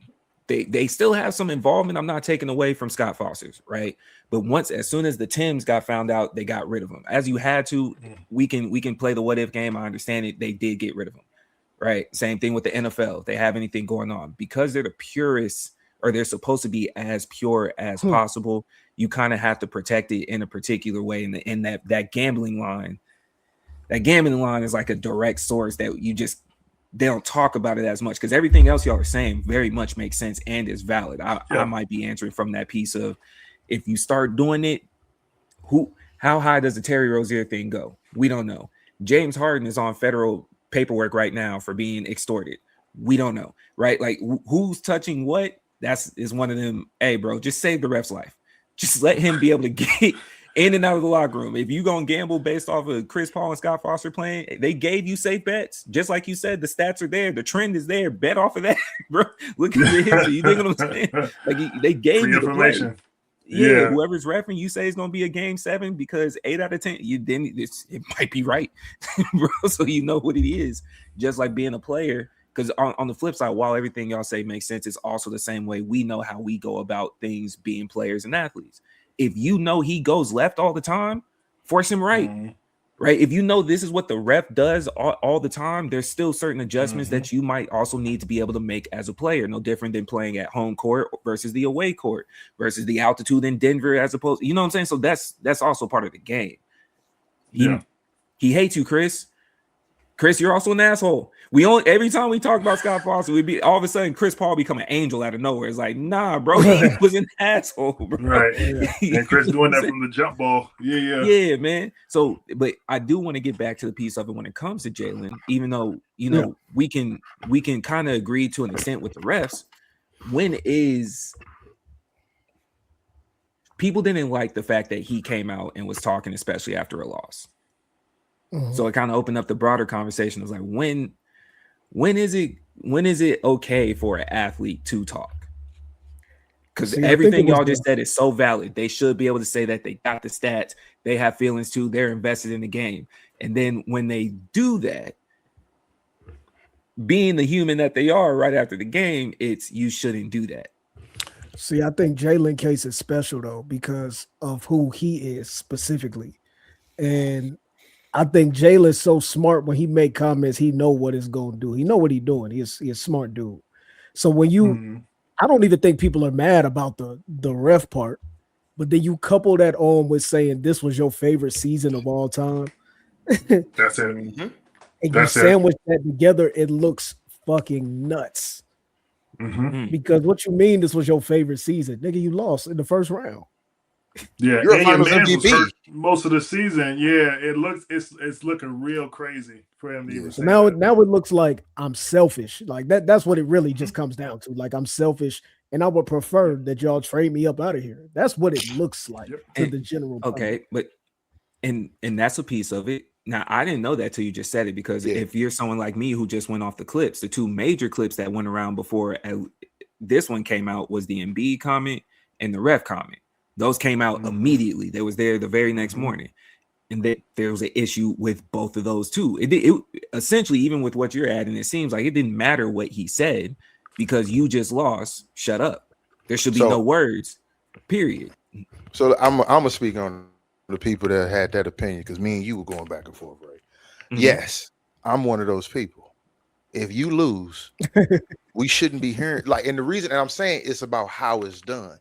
He went up there and was talking immediately, like a day later, and then it's the context of what you're talking about. Ray, what did I tell you? Oh, the first thing you gonna do, you're talking about Joel flopping. He didn't even play three games. Was it 3 games or 4 that he didn't play? So one, you got misguided anger, because him flopping ain't the reason y'all lost. Because guess what? You lost a 3-1 lead. You have no room to talk because everything you're saying is reactionary. You're trying to defend why you lost. You're not saying we lost. We should have played. You're trying to defend why you lost, and you're using an excuse, and you're complaining. You want sympathy? Yes, this nigga was flopping. Oh, he's flopping. Oh, the referees, they just don't like me because when I do this, but they do this on the opposite floor. You lost, buddy. No one wants to hear that. Nobody does. You don't even want to hear that shit. Let's be real. You talking because you're emotional because you were on the receiving end of that loss. Because let's be real. The reason why it's his favorite season, because this was his moment. Because and at another part of it too, in that whole string, he even alluded to it too when he said, yeah, some things happened in the playoff that messed up our chemistry. He's talking about Jason Tatum coming back. Like it's his favorite season. And that's why, and see, Ray, when me and you were talking too, it's also, you don't have all the context. Because like you said, you going off just the 2 clips when, like when me and you talking, I'm going through the 2 clips, but I'm also on Twitter going through looking for other context too. So I'm getting more context with my thought process. It's, and you crying about flopping. Go ahead, Rose, because you finna probably say. I was saying that the big part about it all is it goes to what F said. This was your moment, because he even said, oh, well, I watched a lot of my teammates get better as well. Well, you saying you watched them get better because you were the main guy and I made you guys better. That's what I'm saying. And y'all, you ain't never been in MVP conversations. You ain't never been looked at as the number one. You was finally looked at as something different, which all of those comments would have been cool if he just cleaned it up at the end and been like, with all that, we still lost and we take accountability. It's on me. We should have found a way to win one game. Exactly. Let me say that. Oh, wait, and Ray, let me say one thing too, because also, like to Rose's point, Jaylen Brown know what he's doing. He's the same man who also at All-Star break, he posted the team's record and then posted the projected record when Tatum was hurt to tell and everybody knew what that was. Oh, it's y'all thought we were gonna be bad, but I'm here and look at us. And then he tried to clean that up by saying, "Oh no, Robin became Batman and didn't know how to handle the light." And that's what I mean when I say it's like the context of all of this stuff. It makes you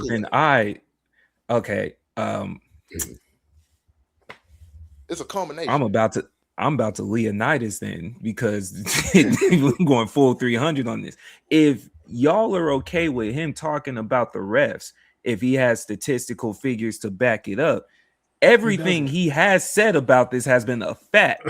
So if he can't lie there and he told the truth here, now we shaming him for it? Did he lie? Where the Celtics consider no, Ed, we not doing that. No. Hold on. Let's run it all the way down. If he was not predicted to no, because you off on this. If he wasn't predicted to make the playoffs, and we know this at the top of the season, and they did, that was him. If we know that he was the finals MVP and everybody kept saying what he could and could not do, that was also him. Jason Tatum coming back did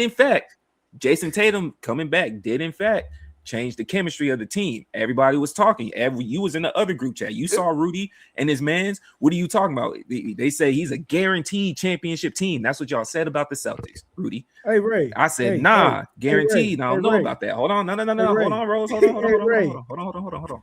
Let me finish. Everything he said up to that point is a fact. Now, I will also add, I said this already, I did change my position.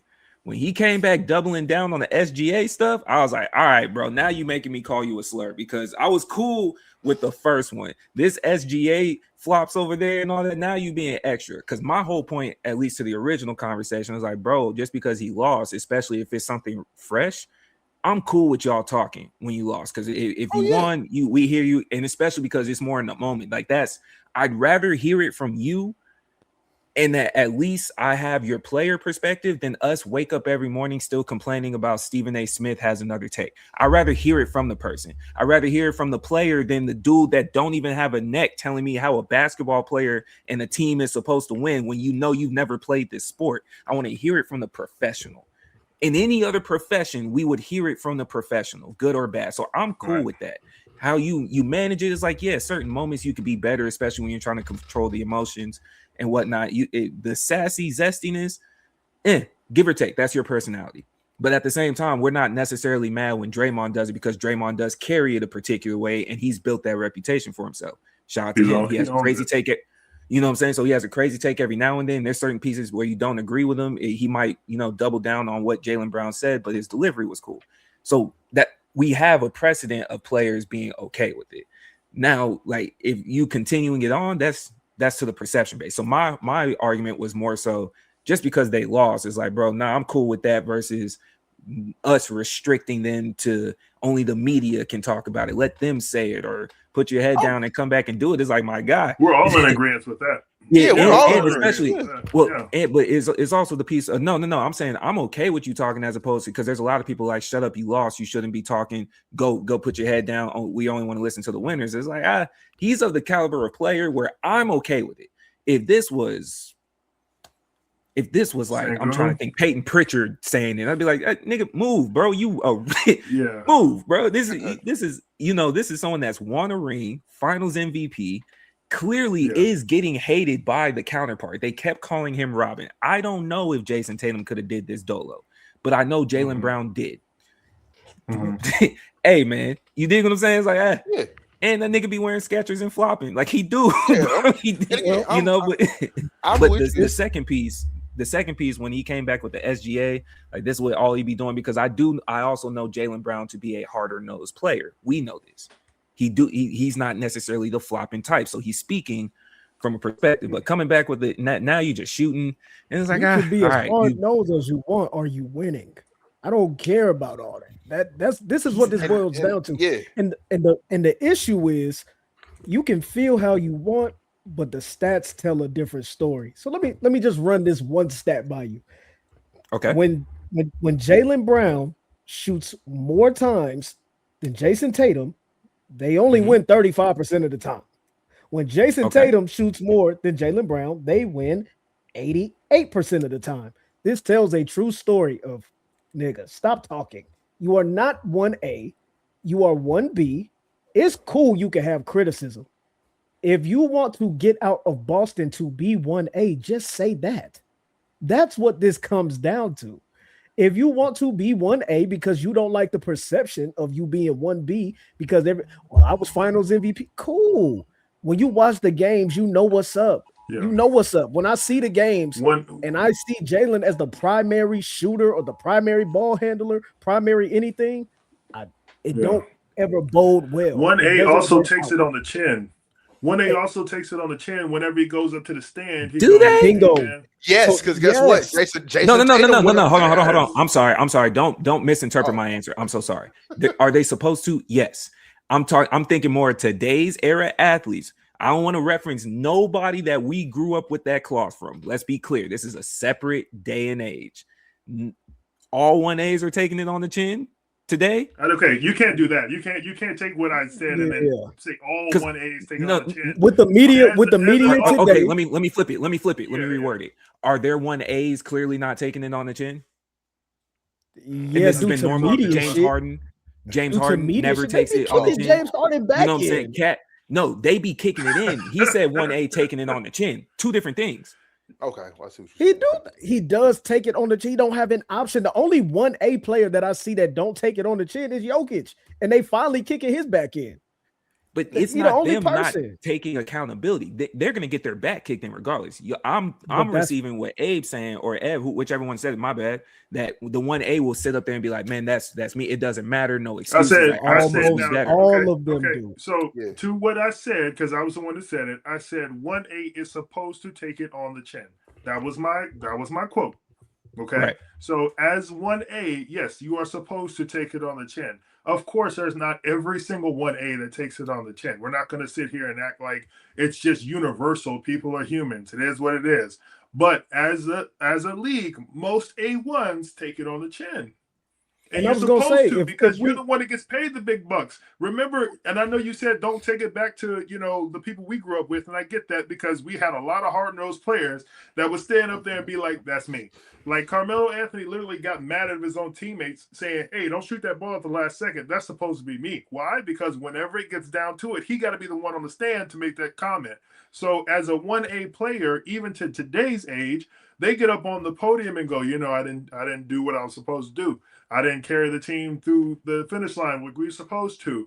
That's because they have the humility knowing that the check is coming their way, not to point at the guy who's making $4 million while I'm making 56, going, you know what? That's sorry, Joker didn't make a bucket all night. Like, that's not what you're supposed to do in that position. That's why when I said the comment earlier, Joker became Batman and couldn't handle the light, that's what I was referring to. Not saying that he can't be Batman. We know Jaylen Brown can ball. That's not the question here. But what I'm saying is, if you go sit there and be in that moment, you're going to say, it's me, it's my team, I'm doing it this year. And then when the lights get hot on you, you turn around and be like, you know what, them refs, man, blowing a 3-1 lead. I don't want to hear that. Yeah, and that's how you know you a 1B type player. And on top of that, Jason Tatum is so 1A above him. Remember when Team USA happened? They ain't picked Jaylen Brown or whatever, maybe for political reasons. Jason's so 1A above it. They weren't even talking about that. They was talking about why Jason Tatum wasn't playing. Why he not playing? And to that, with Jason Tatum, here's my thing too. Jaylen Brown, you went on stream reactionary a day and a half later. Jason Tatum went up on that podium the next day and said, you know what? I hate that I got injured and it took me out to where I couldn't be there for. Like, that's the difference, though. That's really the difference. You got and hold on, Ray. And that was my whole problem. You got up there, and instead of you saying, not to hit your chest that hard, player. My bad. My bad. I didn't hit it hard. I didn't. It's just like, but it's like that was my problem when I say shut up, because if you not standing up there to say I didn't do enough, but you up there telling us everything else to say you were the reason why we were here, nigga, I don't want to hear that shit. I don't. I'm not mad at y'all's argument. I'm also, based on the context, specifically with them two, a little further down the line, there's two pieces, right? How we determine a player cries, I understand what it is. Like, there's a separation of nuance there. Because if they're crying verbally, we've looked at it a particular way consistently. If they're crying literally, sometimes you could call it passion, or you could say, go on. I watched Allen Iverson cry after losing the playoff game. Real tears sitting right there on the bench. I never questioned his character, not once ever, right? We know this. We've seen that. Then there's the reciprocal of Kobe, mean his face or stoic as possibly can be, and you have if he was doing the Instagram back then, if he would have, it would have been 3:20 a.m., him walking into the nearest gym back to work. You dig what I'm saying? So I understand that, and we seen the spectrum. I'm also of a little bit more in the mix with the Celtics specifically because everything y'all are saying about being 1A, which we know is Jason Tatum, right? Based on their history and how everything has gone, we also know Jason Tatum clearly showed jealousy towards Jaylen Brown, especially how everything went with the finals, him getting finals MVP, and leading forward. We saw how one handled winning, and we saw how the other one handled winning. We mocked him the whole time. I'm not going to tell you who knows how to take some on the chin because they didn't get to play in the Olympics and their mom was tweeting on their behalf. Don't tell me that this is brand new for them. That's what. So when you were saying the 1A comment, that's immediately who I thought of. Homie right there don't even take his responsibility. He don't. I can hear everything y'all say. He don't take his responsibility. Out of his entire career, we're going to take these two emotional moments. That's cap. They're both emotional. They're both emotional. I'm more so. They're both emotional. Now, if we're talking Jason emotional, bro, we clown Tatum. Hold on, no. Wait a minute.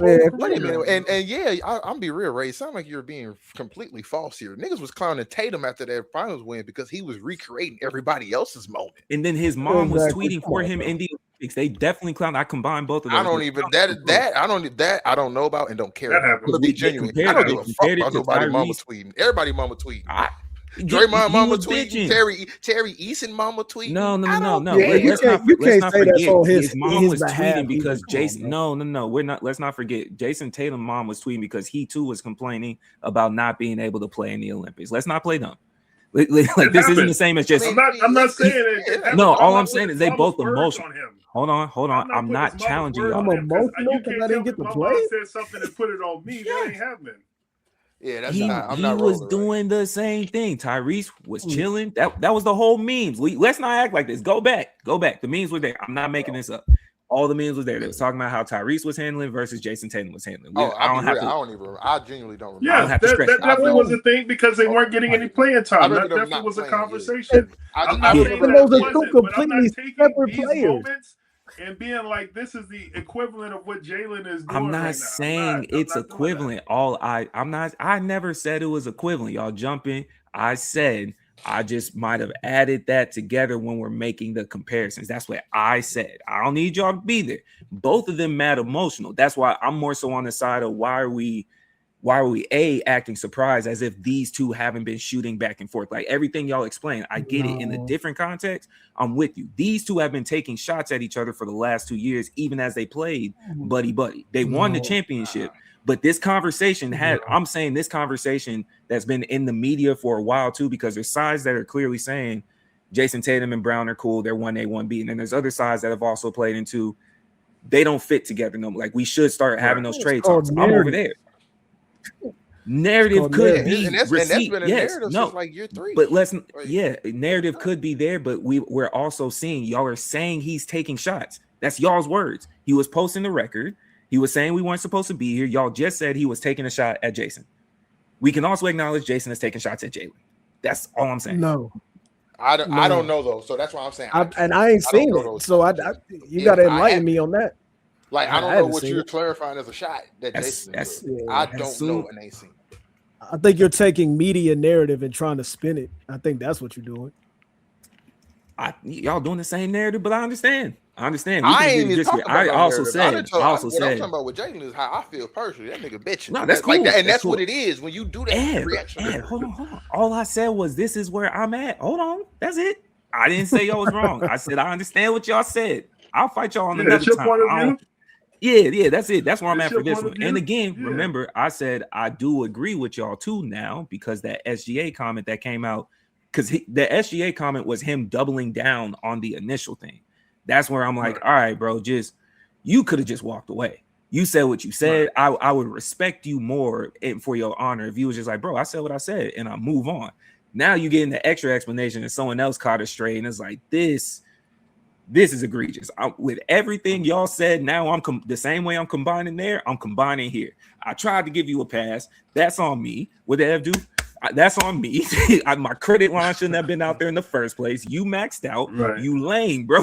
You lame. Hey, man, what does SGA have to do with this? He in a different conference. What are we even talking about? We know how the whistle is, bro. Hey, Game be game. Well, because he couldn't say Jason Tatum's name on there, so he had to stick somebody else in there. Oh, so he couldn't double down? Yeah, he couldn't sneak I'm gonna this say on this. that one. I'm gonna say this while it's on my mind, and this is a little separate part. Your boy James Harden put up another tour date today. He went 3 for 13. He sure did. He sure did. With 4 turnovers, so that's another game with more turnovers than made field goals. Then field goals made. A conversation must be had. Okay, not today. So I'm glad you brought. I was because I was gonna bring it up during the playoff conversation when we went through the update, because I know you still got to get your rant off the chest about Atlanta. And if you don't, you about to get cooked by the rest of us on this podcast. So figure out which way you want to go, bro. Figure out which way you want to do it. I'm about to say, if he need to get his piece off, let's just go ahead and move to that. Yeah, because it ain't really it's not really much to get off as far as that series. Nah, you was there. You was there. I tried calling you live on air. You didn't answer the first time, and then you watched them die. Nah, I need play-by-play perspective. So if I could break it down, is just Atlanta is not they're just not there yet. So it's a team that has talented pieces. They don't have a 1A player that can go consistently get you a bucket. There's only so much CJ was going to be able to do in his upper 30s. He won you 2 games. Nikhil didn't show up at all, so he didn't help you when he's the most improved and he's supposed to be averaging 20 a game. He gave you nothing. But the biggest thing that you're looking at in that situation is you drafted a number 1 pick overall and he's unplayable in the playoffs. So when you look at it in that instance, you already pigeonholing yourself, and there was nobody they could bring off the bench to offset. Couldn't even offset Deuce fucking McBride, bro. Couldn't even offset Deuce. Like there was nothing there. And I think Jaylen Johnson, you got to get in the gym in the offseason. Clearly, he is not used to playing this many games. He looked gassed. His legs looked like they weren't under him when he was attempting to shoot. Shots were short. I think they just need some work. And I think the front office, what they need to do is get more aggressive. Like they have an opportunity in a small window right now to go all in on another player that is going to make an actual difference. So whatever that means to them, if they need to take Risa Shea, package up him, that top pick that they're going to get this year, even if you got to do something with Dyson Daniels and package it all up for somebody that is able to make a real difference, you may have to do that. But I mean, overall, I'm happy with what they did this season because they overachieved as far as what the expectations were. But goddamn, watching somebody lose by fucking 50 in real time is disgusting. My stomach hurts. And I can't. It's a sense of pride you got to have as men. Like, you can't allow that to happen. Yeah. And finally, and my final part about this is Quinn Snyder's time to pack up. We need to take you behind the shed and shoot you in your head, man. It's done. It's over. Whoa. It's done. Sorry, Quinn. You know, pack the bags could have worked. You know what I mean? No, man. You Sorry, gotta Quinn. take homie out to the shed. We gotta take you behind the shed. We got an old yellow, your brother.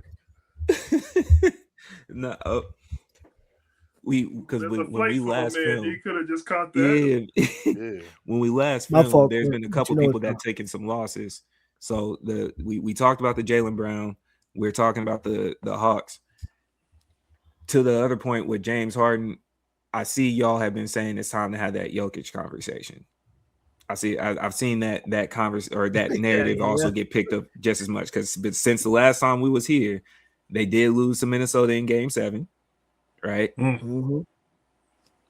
I want to say before I even get into Joker, shout out to Wembyana. Shout out to Wemby. And the reason I'm going to say this is that about a month ago, when he was in the press conference, when he brought up the whole defense matters, he don't know what he did saying that. Him saying that has just put a spotlight back on defense as a whole. Like, he made the argument, winning the MVP is not just about your offensive output. Him saying that also made it be where people are looking at a lot of these players saying, oh, wait a minute, where your defense at too? Joker, we've known the nigga ain't had defense. And it took us now getting here for him to lose. When you lost every year since you won a championship. So now we're going to talk about your defense. Well, I will say, did something. That's why I think I will say that historically, as far as the MVP goes, Joker kind of breaks the rules of the defensive side because most of all the time the MVPs, they're within the top 10 of the position that they play. They're in the top 10 of the defensive metrics. Joker just happens to do so much stuff offensively that people have forgotten about him playing defense. But now that it's being brought up and you keep getting smacked over and over again, now we got to bring it up because you were calm. There's also a piece where his stats saved him from being in that conversation as well, because we're watching him average an amount of steals that a guard's supposed to have.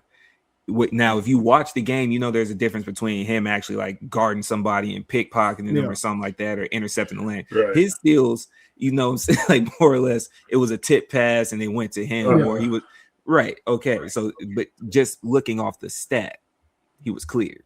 Now, when you actually watch the game, it's coming up now too, I can understand why you say that too, because that even became a conversation with Luka. And it's heightened it. We know he doesn't play defense, but once the MVP conversation was happening towards the tail end of this year, SGA and Wemby kind of had some separation because of the fact that they do play defense as well. Is there more to the rivalry with Minnesota and Denver, or is it really just wrapped up for y'all? Because I think the Denver ship is over myself. I've been of the Denver's done. I just think the whole having to rely on Murray to be second fiddle when really the biggest key piece that they have is Aaron Gordon to really help, right the ship. And when you see him go down and you see how the team plays afterwards, you're like, yep, I can see why. So I'm of the Denver ship is gone. I think it's time to start looking elsewhere. I mean, you already tried to make a move by getting Cam Johnson, get rid of Michael Porter Jr. And I think that hurt them bad. Oh, it did. And I think so too, because that was a jumper that you were missing in this playoff. Yeah. And we talk about him. No shot he's seen is not open. We talked about him on several occasions like that, but he went out to Brooklyn and showed you why. If you give him a reason to get it going, he can get it going. It's just those games you have to live and die with him where he's hot or cold. He's a streaky shooter. It's just what it is. But those games where he would have put you up 10 because he would have hit a couple buckets in a fast break, scenario, whatever, you missed that. So I think there's a few moves that they made where it was just kind of like, you're not really filling the gap you think you are. And I just think that the game of the Denver Nuggets is kind of done. Okay. I don't think we really have to go through too much of the first round or what the other ones. No one expected Portland to do anything with San Antonio. They got the games that they did, and that was about it. The Raptors and Cleveland, I don't think anyone really cared about that series because we don't have either of them teams beating whoever they're playing now, right? So BI was terrible. Cool. Put it up there. BI was terrible. He might as well have been James Harden. He was trying to help on the other side. He was terrible. What did we say last week? We haven't seen a Duke player win without somebody being ahead of them on the team. If they're the lead, doesn't work. Kyrie's an exception, and Jaylen Brown was finals MVP. Don't know what to tell you. Zion to RJ Barrett to BI to all of them exist. Freaky Z. All of them exist, bro. Second round. We might as well just lean into our predictions. Go ahead and finish it out. We was wrong. A lot of us was wrong. We had Boston there. This is New York's alleyway. I don't know what it is. And to that same credit for me, you know where I'm at. I don't want to hear nothing ever again about Cleveland if they don't take advantage of this opportunity. Because if they happen to win this series and get a chance to match up with New York, it should really lean more towards them. Gonna be rough when you're down 2-0. It is, but with making that James Harden trade, there's nothing you could tell me about Donovan Mitchell no more, bro. I don't know what other types of teams do you want at this point. Well, James ain't showing up. Donovan is a common denominator. Yes, James isn't showing up. You knew this when you traded for him. I'm not saying that's on Donovan. What I'm saying is Donovan has never made it past the second round once in his career. I don't want to hear nothing about him, bro. I don't want to hear nothing about him if he can't make it past the second round again with James Harden. You knew what it was. You're tired of hearing you're tired of hearing of Donovan as A1 or 1A. Yes. Okay. I mean, he scored 31 points today, but your man's pull up and go 3 for 13, bro. What you want me to do about that? And they kind of squandered, like, because I was keeping up with it on my phone, just from how it looked. They came back and took the lead for a nice while. Yeah. They kind of just collapsed, and like how it looked, they just kind of collapsed in like the last 3 minutes. I was watching the game. Yeah. That's on you. So that's on you. Them boys cooked too, man. James Harden has a problem as well. Yes, we were just already cleaning ourselves up last week for predicting Detroit just walking away with the Magic. We know Duncan Robinson isn't going to be the starting guard of a champion team. Both of y'all are better than that. With a 17 points player of the year. What happened? He scored 17 points and James Harden gave you 10. Okay, he scored 17. James Harden and Donovan Mitchell should be able to keep up with Duncan Robinson. I don't want to hear it, bro. What do we mean? James Harden didn't do his job.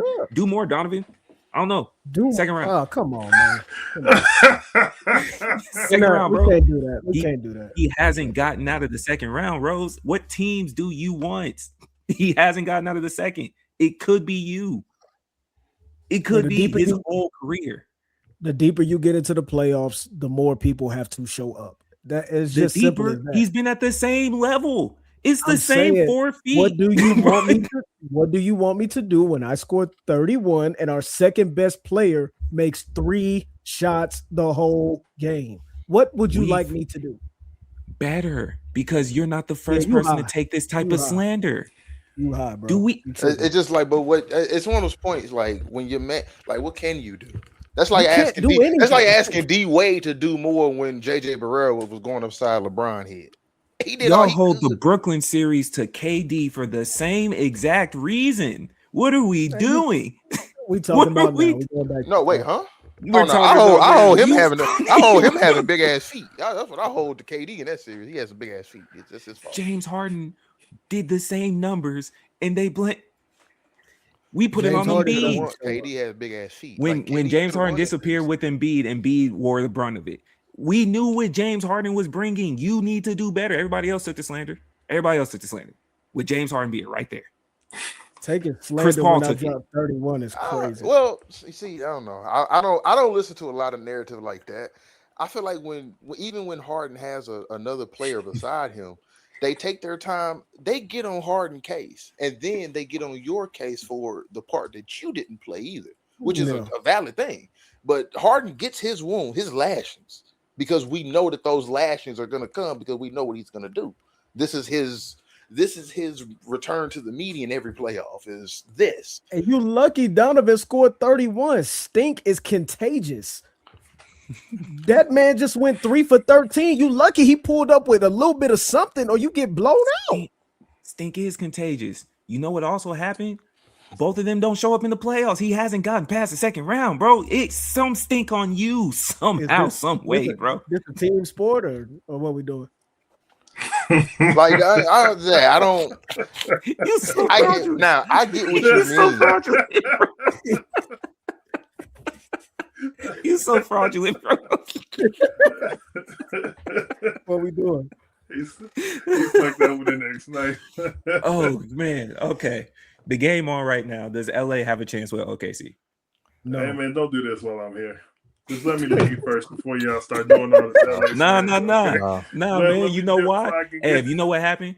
Ev? Because remember, I was there when the Spurs lost. Who were the first 2 Negroes to text out the gates? Hey, let us enjoy our win. Let us enjoy our ride in our moment. Yeah, we got. Who were the first ones to pull up?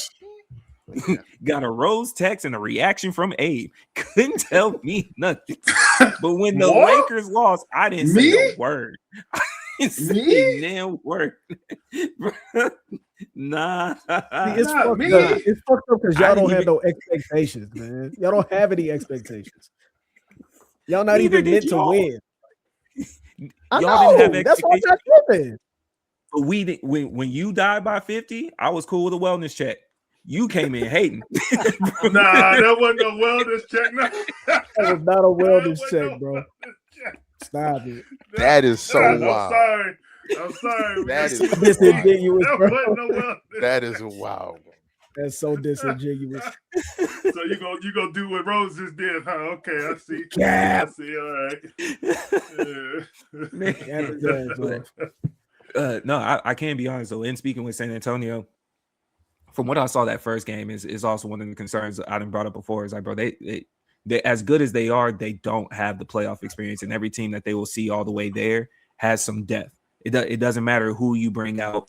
Even if it ends up being Cleveland, if it ends up being New York, whoever it is has a little bit more depth than you with that knowledge and a little bit more grit. You know, I think I said it even when they won last week against Portland. It's like, y'all doing too much smiling. Like, it's too much hee ha ha, and just for it to be a first round win against somebody that you were supposed to beat. And I know this is a tradition. I hated that they showed it on the TV even last night with them beating the gong and stuff in the Spurs arena. That's been a thing. We've known about it, but don't show it. Don't show it with all your star players sitting here getting really hyped up. You know what I'm saying? For Biombo over there is like, bro, no, what are we doing? What are we doing? You know, so that teams like Timberwolves, especially if Ant was healthy, you know how they're coming in game 3, especially you going into their house. Are you prepped for that? They're coming out swinging, and you know this. Ant is feeling away right now. You dig what I'm saying? So it's like that type of team. You couldn't do that against a Denver. You couldn't do that against a LeBron and the Lakers with Lucas. Like, nah, I don't know. So this series makes me nervous in the essence of, if you don't go and handle game 2 and 3, if y'all walk back into San Antonio with a 2-2 series, tide's turn, man. If Ant's getting more and more healthy and they're finding their comfortability and maneuvering around really quick, they're adjusting. Remember, they're adjusting in real time to not having DiVincenzo. So if they figure out how to fill that role, bro, it gets, because Jay McDaniels it's just getting better. I was just about to say, better, don't let Ant go down and Jaylen have to right the ship, because he showed you he can take you. So don't let this get sweet, because it will get crazy. But the problem is this is y'all's best chance to win anything. Yeah. Like, if y'all can't win right now, it's gonna be a little iffy even moving forward, because the Timberwolves are not healthy. The only team that you're gonna play next is OKC. They straight. Whatchamacallit, he still ain't even came back yet. Yeah, they got a lottery pick waiting on them right now. That could potentially be the number 1 pick. That they better win right now. So keep playing around. They're just gonna re-up the roster. Yeah. The only thing, them boys, listen, Sam Presti needs all the praise he can get right now, bro, because we saw how it worked with Golden State and how they made theirs out the mud. They're doing the same thing over at OKC, and ain't nothing you can do about it. Yeah, because the only thing that would save the Spurs is they have a decent amount of draft stock themselves that they could trade, but you would need to land a big fish, more or less, to secure yourself to be back in that race. I'm not disagreeing with y'all, and that's the other issue too, because it doesn't matter if you play the Lakers or OKC, but especially if you play OKC, not only have they been there before, they won it just last year, right? So the competition going back and forth is like, there's significantly more pressure on San Antonio than there realistically is on the OKC. And God forbid y'all do some dumb shit like sign KD or something and ruin your whole team. Like, God forbid you do something like that. Hey, man, you don't have to wish that anywhere on other than the Hawks, bro. Send them to the Hawks. I don't know. I did see Boston apparently was talking about them too, man. But lemon pepper KD, true journeyman. Lemon pepper KD, it got a nice ring to it. So run y'all's predictions, man. Who's in the Western Conference Finals? We there now. Lakers. This guy. And now that I got my delusion out the way, OKC. All right, there you go. Yeah, man. OKC is Spurs. You know, I mean, I gotta stay true to who I am, but I'm not delusional. Right now, it's looking like OKC and San Antonio, possibly. things can get And real sticky where Minnesota can come up out of there again. So yeah. Then the other side kind of is looking clear. I mean, unless game 3 something just happens, but it's Detroit and the Knicks. I mean, that's what we're looking at right now. It's the Knicks year. If any year, it's the Knicks year. Boston going out, man. Knicks, like, this is the pressure's on them now. But also OG just going down is going to make a difference in that series. Yeah, hamstring. Big. Yeah. Yep. So who goes to the finals? Knicks. OKC. Yeah. I've been on that for weeks. That's definitely okay. Because I know everybody got the whole Spurs, OKC. Spurs got their number. I think this playoff basketball is different. It's going to be different. Definitely different. It's going to be real wicked for them. Wemby going to have the time of his life potentially, but I think this is going to be the time where, unfortunately, you're going to see that you're going to probably have to use D Fox as a trade chip because he's going to show you why. Yeah. Which is tough because he Wemby's job in life. Yeah, Wemby's job in life is to make sure that Chet looks bad when he's on the floor with him. So while he's doing that, the rest of the game will be doing what it's supposed to be. And Chet been looking good. Oh, yeah. To be honest, to really be honest, this game doesn't come down to Wemby as much as it comes down to Stefon Castle. Yeah. And that was my takeaway from the Blazers series, and that was also the takeaway from more so Castle, because Harper has that freedom of I agree with you. I was just saying in a guard play, really. My take would be Harper. No, I'm going fully off of Castle in control of himself, because the running into Drew Holiday was supposed to be a solid eye-opening moment because Drew is one of them. He may not get that credit, but he is one of them, especially with the experience. He knows how to play defense. He knows how to also do his job on you. So the turnovers were there. The making him play defense as well. Stefon Castle is a UConn product, but it still has some NBA, experience to pick up on. So the stupid fouls that we're also seeing him do in the Minnesota series is clearly affecting the flow of the offense. While I'm of the opinion I'm okay with the coach not taking that timeout because I wouldn't want to give Minnesota the opportunity to set up on defense. The problem to me was Stefon Castle, you fouled out. So them pushing in that last 7 seconds was when they needed somebody clutch to be there and you can figure something out. Wemby did hesitate. He did. He got that rebound. It's like, I don't know what it is. Go. Like, I don't know what basketball level we've ever played at where go wasn't the thing, especially considering the time frame. Cool. Right. You didn't know what to do. That small hesitation gave Minnesota enough time to get back. But Castle should have been one of those options. Dylan Harper could have done it for sure. They got a great look. That was a great look to a high percentage three-point shooter. But the flow affects everything to the jumper. We know this, right? So I think Castle is going to genuinely needs to figure out that he's the X factor. But with that being said, I still have Detroit, especially with OG going down, and San Antonio. And I saying that out loud now, especially the way Detroit's been playing, is like they don't want these two small market teams like that. So it wouldn't surprise me if another one come up, bro. Right? But just to end it, I do want to ask y'all, where I'm making a list. We mentioned a couple players. By the time this is done, these players we need to talk about. Like once the championship is done, we are getting immediately to it with the sports conversation of these Negroes right here. I got Harden, Jokic, and Embiid on the list so far as what I have. Do we have anybody else that we need to add?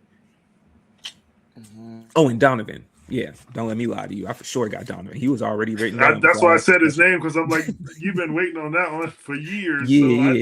Talk about it now. Nah, Donovan there. we slick is there's a I don't know how I feel about this, but there's still a Paolo conversation that needs to be had. He did well this postseason, but it was real rocky. It was fucking rocky before we was getting into them playoffs for him. We can talk about Franz Wagner too, but for Paolo, it's a bigger thing because the postseason changed his narrative slightly. This playoffs changed his narrative. 2 games changed the narrative because he wasn't good. Yes, 2 games. Yes, and well, Well, with that point being made, I want BI on the list too. Then. Oh, yeah, okay. It's So time. yeah, Paolo for sure. Yeah, Okay. if we're gonna talk about people just thinking up the joint, BI got to be on this list right now. Okay. Because I'm a fan. I want him to succeed, but every time we get into this conversation, we got to look at this. Nah, this is dirt, man. Is either JB or JT on this list? Nah. I would say JT. Okay. I really feel like Not he'll with get a this company. pass. I think JT will get a pass for real. Okay. Yeah, Like, not this company. playoffs. The saxophone's not even loud on that, man. That's Fair, quiet. who Embiid? Nah, nah. because it's the same story. He'd just be hurt. We know this. Like, Yeah, that's a given. He do be going ghost too, though. Even when he's not hurt. Pivotal games, Game 7 Embiid has an ugly record too. Yeah. Yeah, he's a shell of himself right now. Yeah. is there anybody else though? He's Not definitely really. somebody you could have a conversation about. I think the injuries does play into the conversation to where it's hard to just like always be on Embiid's head like that. But yeah, it's definitely a conversation you can have about Embiid, because at what point do you become the Kawhi conversation where we see you more in street clothes than you are on the floor and all this? You know what I mean? Like it definitely can be a conversation. Yeah. I just, for this group though, this group of players, it's kind of hard to put him in there with them. Yeah. Okay. So far I have Donovan, Harden, Paolo, Jokic, and BI. Okay. It's definitely somebody else. That's a solid list. Yeah, it's a good I list. thought there was somebody else too, Ev, but I can't think of it right definitely now. somebody boy. else. Man, we'll toss Mikal Bridges' ass into the fire, bro. Boy. I'm talking about a whole dirt ball. Well, yeah, because you got to think. I think yesterday was his first fucking good game of the playoffs. So yes, I'm telling you. I promise yesterday you. was his first good game. I promise you. Yeah, you all right. So yeah, Mikal go on there. Toss his ass on the grill, boy. Somebody said OG in a way where he can't get busy. There's a lot of hands on that team. Nah. It wasn't me. I ain't saying it. It wasn't me. Yeah, To your point, do we really even hear the saxophones yet with OG? Because no. I don't know. Would he be the front runner of responsibility on that team? Would he be? He might be the most. second? He might be the most important player on that team to their success. You know what I'm saying? So would he be first or second in even any of the? Would he be more responsible than Jaylen or Cat? Not in narrative. Mm-mm. Not in No, narrative. I get the play, but I'm more so saying if we're calling him to the carpet, would he be the one to call to the carpet over Jaylen? No. OG doing this thing, like, because right now, if they go downhill, it's gonna be because he's hurt. If they We just know how important. Yeah, we just know how important OG is to the team. And the same way I talked about how Aaron Gordon is like really the key piece for like Denver's success is like because he's that guy. He's the glue guy for the whole team. OG is the glue guy for this team for sure. That I agree with. When I'm saying call to the carpet, it's like, hey, you know what I'm saying? We need to talk. No, we call him Mikal to the carpet. Mikal, yeah, Mikal's there. He has to get talked about for sure. Is LaMelo and Trey not on this list? Trey not. For what? Trey not. I want to put Trey on this list because he already got shipped off. And you want to throw LaMelo on? Look, you see what he's doing, right? Yeah, he wilding. I thought we was only talking about pertaining to the playoffs. I thought that's what we was talking about. I thought so too. But partially too because of it's also it's the piece. Well, LaMelo could be on that. How many years have you been in? Charlotte has not been a winner with him at some point having that conversation because you're not a winner either. He also don't be healthy. Same with the Trey conversation, because if Atlanta would have pulled that off, we know we were for sure having a Trey Young conversation if Atlanta goes in and beats New York and continues on. We even said that here. So is he not? That's why I brought it up. It wasn't so much just specifically on the winners. I was trying to get all the players. But I'm with you. I'm with you. I think if we talk about non-playoff, of course. I think if we keep this one kind of like playoff centric, because that's kind of where the beginning of the conversation was, I think we would keep him out for now. Okay. Does Luka being hurt, even if he comes back, save him from this talk?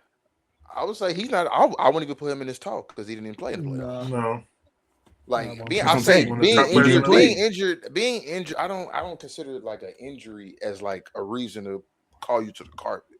Like No, you I'm can't. with you. Austin I'm with Reeves. you. Matter of fact, no. Austin Reeves get called. Austin Reeves. Put him on the list because that last game, yeah, that was enough for me. But at a certain point, we do call Luka to the carpet just from all the scrutiny that Nico had to take about that trade, and it's starting to look like, brother, you're not taking care of yourself, and you always hurt. So yeah. I don't know. We getting into murky waters with that. I wouldn't say right now. Let's give it another year. You get hurt again, then it's kind of like, all right, bro. Okay. Cool. My Yeah. Laker fandom won't let me say that. Fair. It's okay. I already told you. I still call Jokic trying to pull off going to the Lakers. So you just might have to suffer through. You might just have to suffer through right now for the greater win, man. But we ran through a lot of topics, man. So y'all still here. Like, comment, and subscribe. YouTube, TikTok, and Twitter at Keep It Clean Show. Instagram at the Keep It Clean Show. We appreciate y'all coming out, man. Y'all got anything up for the week? Anything y'all want to end the podcast with, letting the people know? Yeah, I got one. College education can be expensive, but common sense is free. Do your math. I like that. That's some numbers. That's some numbers. I'm still tired of y'all doing all the complaining. Just call that person because you know you still love them.